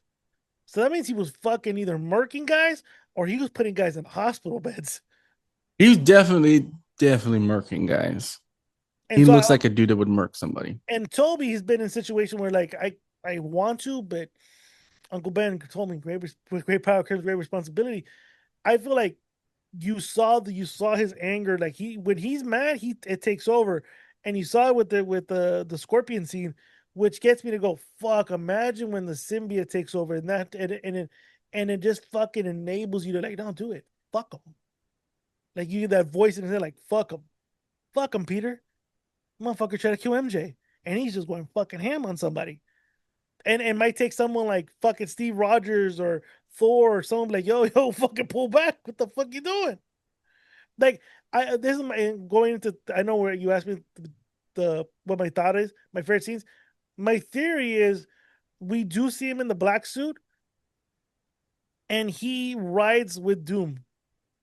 He becomes a Doom disciple because he looks like Tony Stark. My theory is that he encounters the black goo. He fights out. I feel like he's gonna fight off the Sentinels, and he's gonna go one-on-one with Doctor Doom, and Doctor Doom's gonna show him his face, and he's like, "Oh shit!" And then that's when the symbiote's like, "Dude, this is I've tapped into your head. I know who this is. This is like your father figure, bro. This is like oh fuck no, like we're fighting on the wrong side." I could see the Black Spider-Man being fucking evil during at least the end of Doom, and then during Secret Wars a little bit, and then realizing like, you're not Tony, bro. Like we're going too fucking far.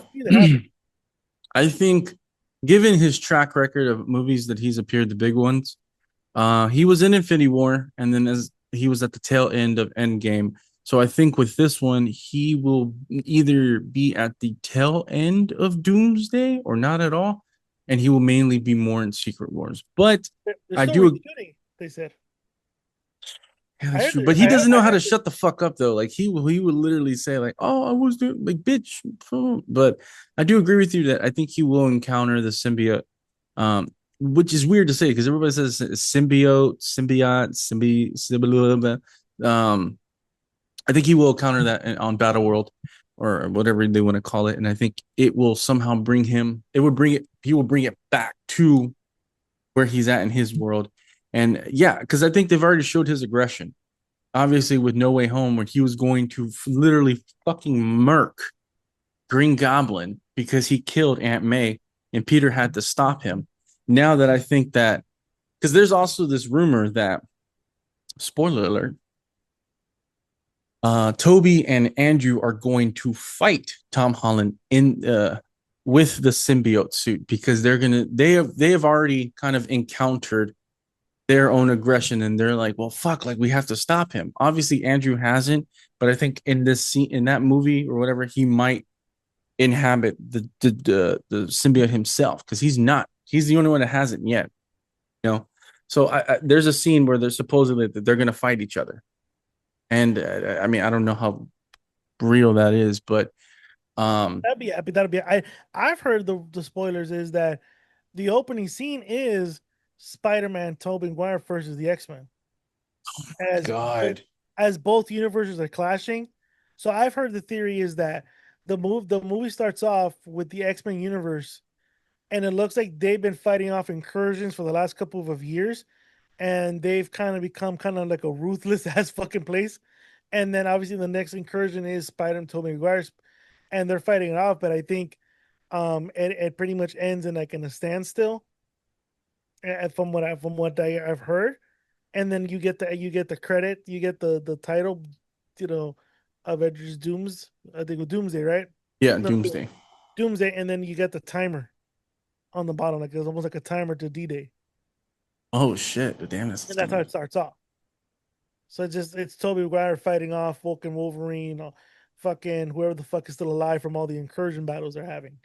yeah, because I remember hearing stuff that's saying that him and Doc Ock are the ones that are going to be fighting the X Men. Which, if this is an actual thing, holy shit, this is what we've been waiting for the last almost 30 years.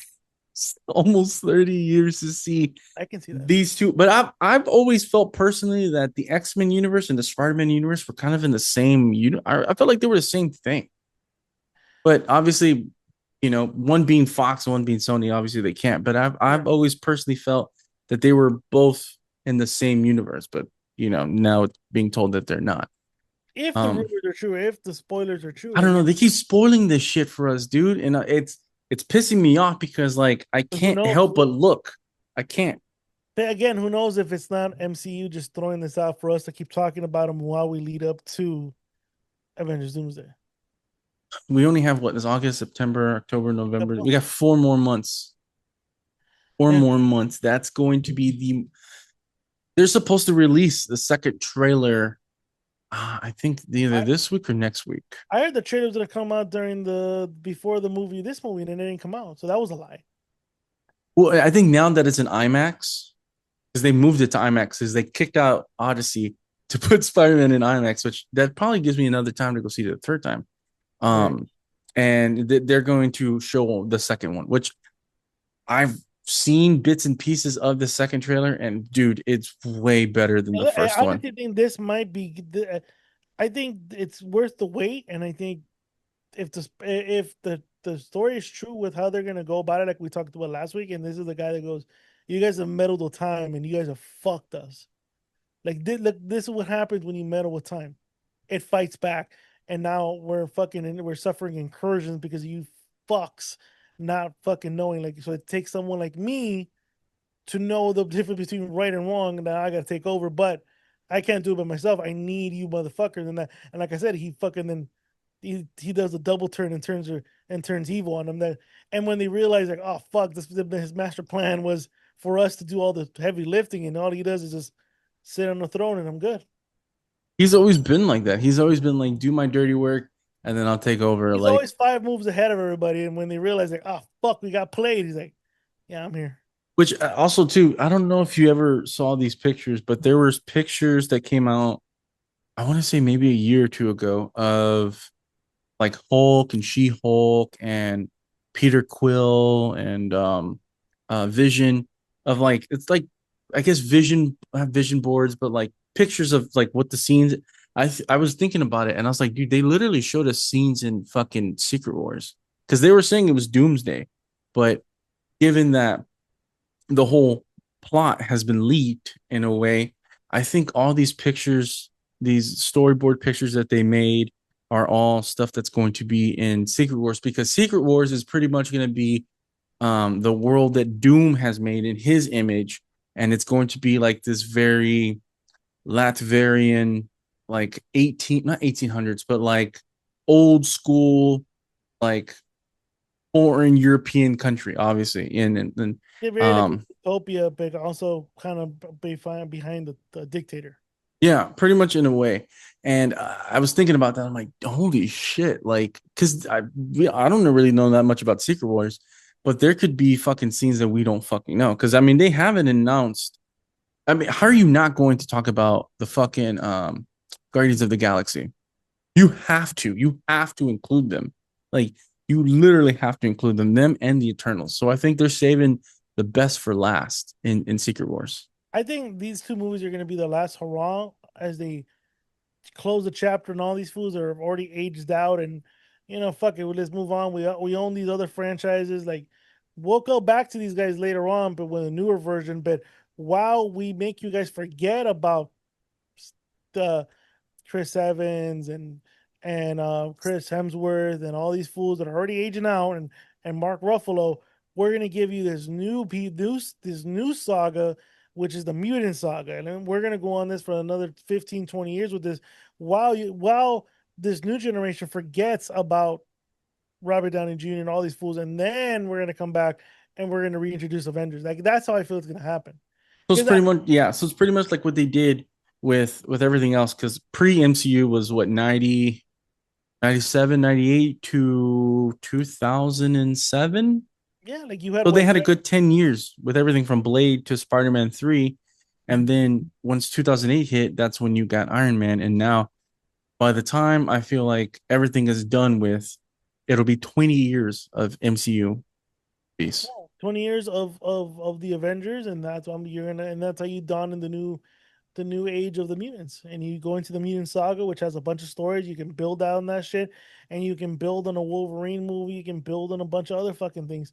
So they have a good they have a good catalog to do shit while we find a new Avengers team. Just like they're right now assembling the new X-Men team. They have 20 years to assemble the new Avengers. Because obviously, like I said, Mark Ruffalo just announced, I'm out. Yeah. Secret Wars, I'm done. Robert Downey Jr. was out, but they offered him so much fucking bloody money. He said, why in the fuck not? Uh, Chris Hemsworth and Chris Evans, most likely, hey, we need you. Here's some money. Let's do it. But it's my last one. Mark Ruffalo, hey, I'm done with this. All right, cool. So everyone's out. I mean, everyone's already kind of like bowing out because they're aged out. Like, I mean, how many times am I gonna get into fucking shape for this movie? Like, Hugh Jackman. Hugh Jackman was back. One, because he got to do Wolverine the way he wanted to with Comic accurate everything. With Ryan Reynolds, and most likely they offered him like, hey, you do this, we'll give you the proper fucking send off. Yeah, because I think he just announced that Secret Wars is his absolute last final hurrah movie. And I mean, hopefully it is. Like, I get the joke and everyone keeps doing it on the internet, oh, he's going to keep doing this. And I'm like, no, man, like at a certain point in time, you have to just call it a day. Mm-hmm. You have to call it a day. Like Chris Evans coming back as Captain America or Nomad or Steve, or whatever you want to call him. Like, it's his last hurrah. Like, we wanted this. All of these characters are getting their last send off before we go into the new saga, the new generation of X-Men and Ghost Rider and Black Panther and all these other ones too as well. So I mean, hopefully, man, hopefully this shit is epic as fuck I because think I'm so. not gonna wait a year or two for some garbage ass shit. I'm not. I'm not going to. I will literally go to California and fuck them up because of that. No, I think we're gonna be very much surprised and very much like, oh fuck, can't wait for next year. I think we are. I think we I received. hope so. Well, is it coming out? Yeah, it's coming out in 2027. Yeah, I so it's only think. a year. Yeah, they're coming in December. Right? Am I Yeah. correct? Let me. Oh yeah. This one's coming out December, and the other one's 2027. So it's only a year. So they're still filming Secret Wars. Okay, yes, you're right. Yeah, so Okay, they're yeah, still because they filming. said there's There's no no in movies between. going to be in between at all. This is straight out like, boom, you get this one, we're gonna get the next one. Like no in between. There's no show slated for anything. This is just straight out, boom, you're getting the next one. Do you think they'll bring in some of the TV characters for this as well, or do you think they're just kind of sideline them? I think you might. I could see them doing that. I don't see why don't you. You have them, why not? But where are you gonna fit them? At this moment, the question is the biggest question going into both of these fucking movies is what will the storyline hold up to what we expect, and is it gonna be too convoluted with too many superheroes? Can they pull it off with all these fucking people they have now? I think We they know they could were able to pull it off with the Avengers, but now you have twice the amount of fucking characters you did before. Can you pull it off? because everyone has to get equal screen time. Yeah. So can you pull it off? That's going to So be weird because that's the biggest question. Can you pull it off knowing now you have twice the roster you had before? So that's the biggest question going into Doomsday and Secret Wars. Is it can they pull off having this ensemble cast and then tell a great story to then fucking make $1 billion? I think they do. But I mean, I think they'll be very because I mean, Daredevil season three, season four are already slated to come out. So I feel like if he's already in this MCU world, it would be kind of weird to do all these events and then just not have them in it, in a way. Because he's in. Have you seen the new series already? I haven't seen. I haven't finished. I haven't. I finished season 2 yet.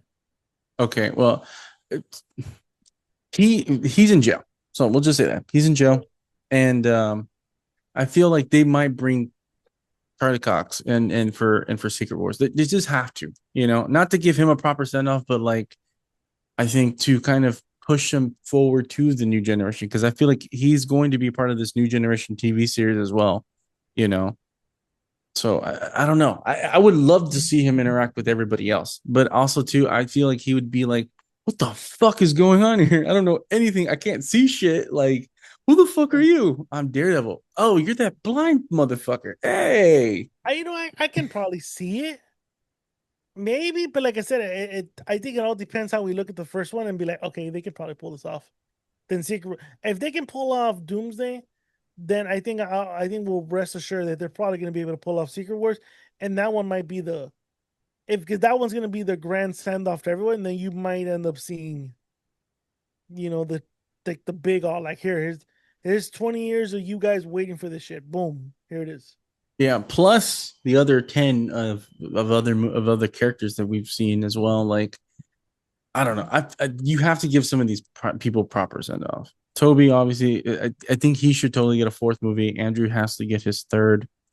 Um, and then send off Blade. This Wesley Snipes does not need to come back as Blade. Just send his ass off. It's write it as a tax write off because definitely he needs those. But no, I'm super excited. I'm super excited for Secret Wars. This movie was kind of like, okay, so I guess going forward, as I guess we're getting closer towards the end, how would Yeah, you rate? How would you rate Spider-Man: Brand New Day? I give it an 8 out of 10. I would give it. mm, I give it a slight seven, Wow. a slight seven, just because of everything that I kind of said and everything this and that, and just I feel like and I feel like people hype it up because I don't think this is the best Spider-Man movie. I think this is the best street level Spider-Man we've gone, but the best Spider-Man movie we've ever gone. I don't know. Hello, Yeah, have I you don't know never about seen 2004 Spider-Man 2? I don't think it's the best Spider-Man movie, but it's actually one. It goes along like, and that's kind of like what we were talking about today, and I talked about with Penny.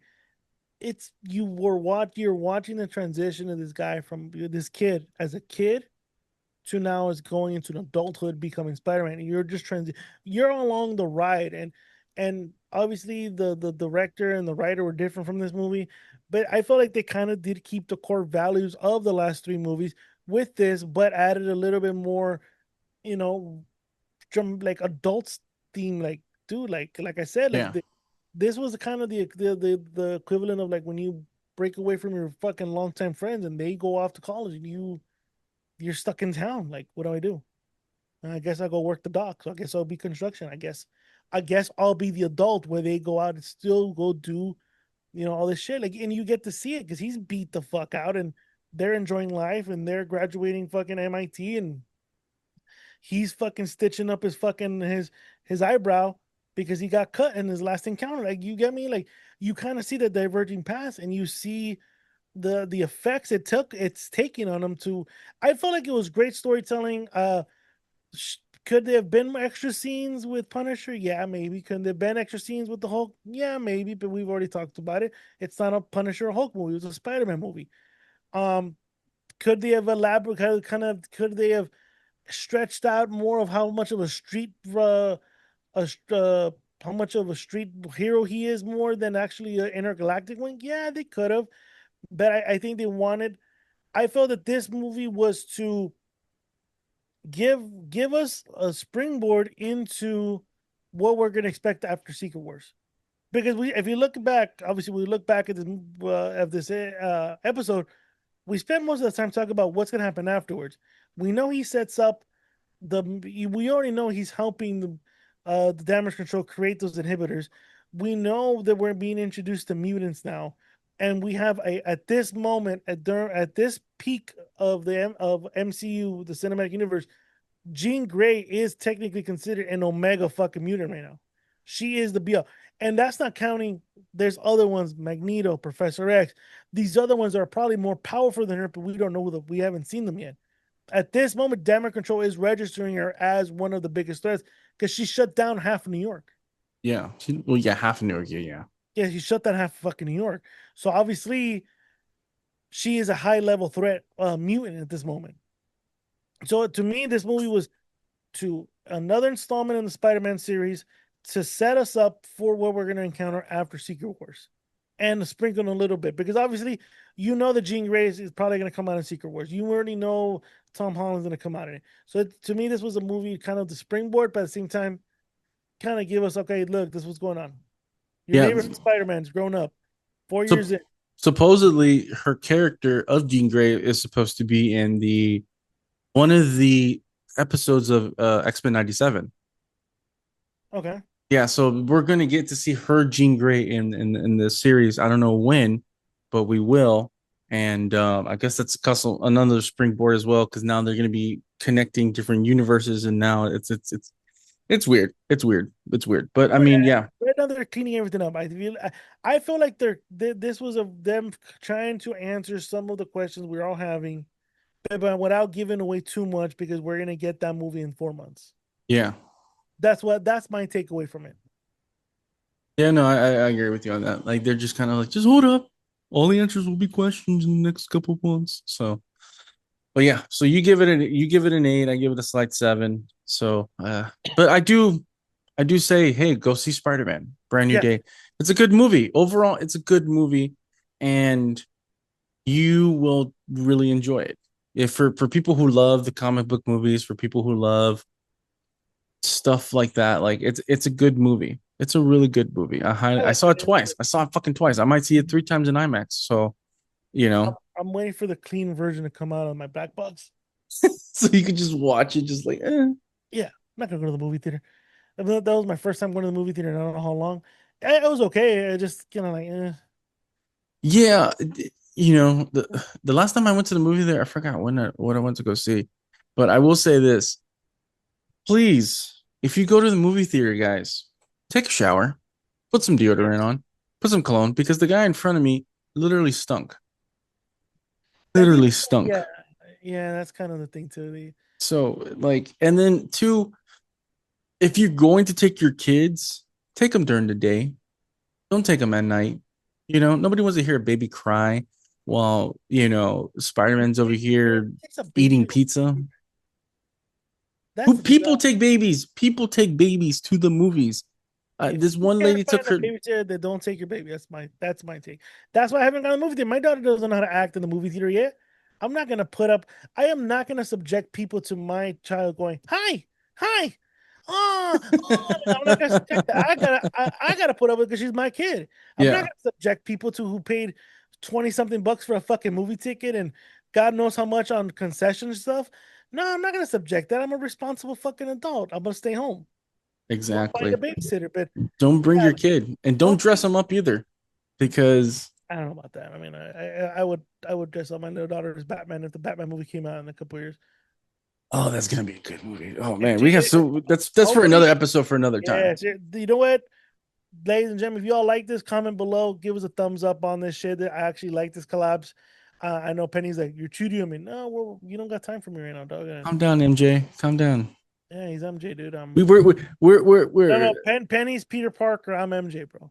and he's on a sabbatical. So I'm helping stepping in. I'm trying to give you some time off, Penny. I know what you're doing, bro. But we're giving the Ramble and we're giving Geek In Geek Out fans some good, great content. So I'm trying to do you justice, homie. I'm trying to do you justice. I like it. I honestly liked it. Obviously, we've shown we have great chemistry together. So obviously, it's gonna show on these episodes. So again, thank you very much, bro. I appreciate you fucking jumping on the chair with me and doing this again. And what better way to do it with Spider-Man? Um, obviously for sure we'll do another one. Obviously, I would love if the trailer comes out. I'm down to do a fucking breakdown of the trailers. Let's keep this fucking train going, dude. Keep it going. Like until Penny comes back. Even then, when Penny comes back, we'll still have you on and shit. Oh yeah, for sure. I think this is what we need, the chemistry. And no, I appreciate you having me on, bro. Like obviously, like I said in the last episode, I was a big fan of Geek and Geek Out.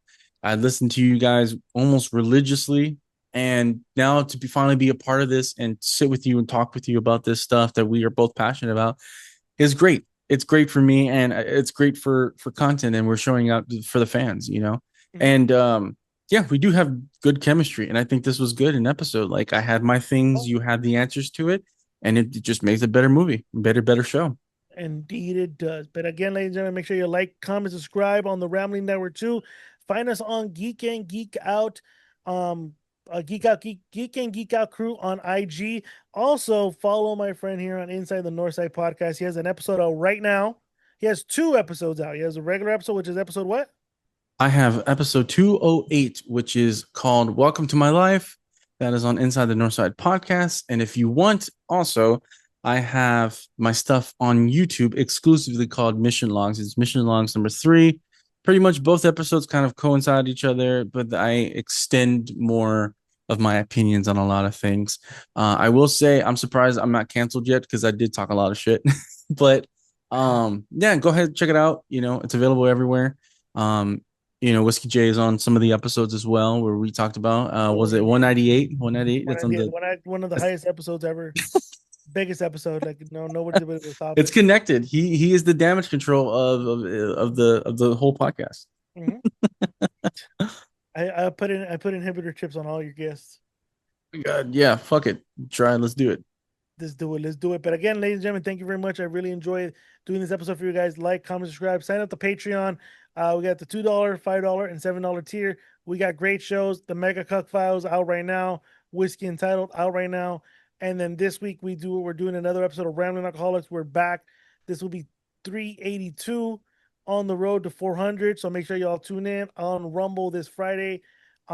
Schedule will be different, so I will release the time we'll be on the Rumble. So make sure y'all tune into that one. 390 with 380. 382. Damn. I remember when you guys were just doing 300. I don't know. We're closing crazy. 4 fucking hundred. But ladies and gentlemen, thank you very much. We're out. Peace.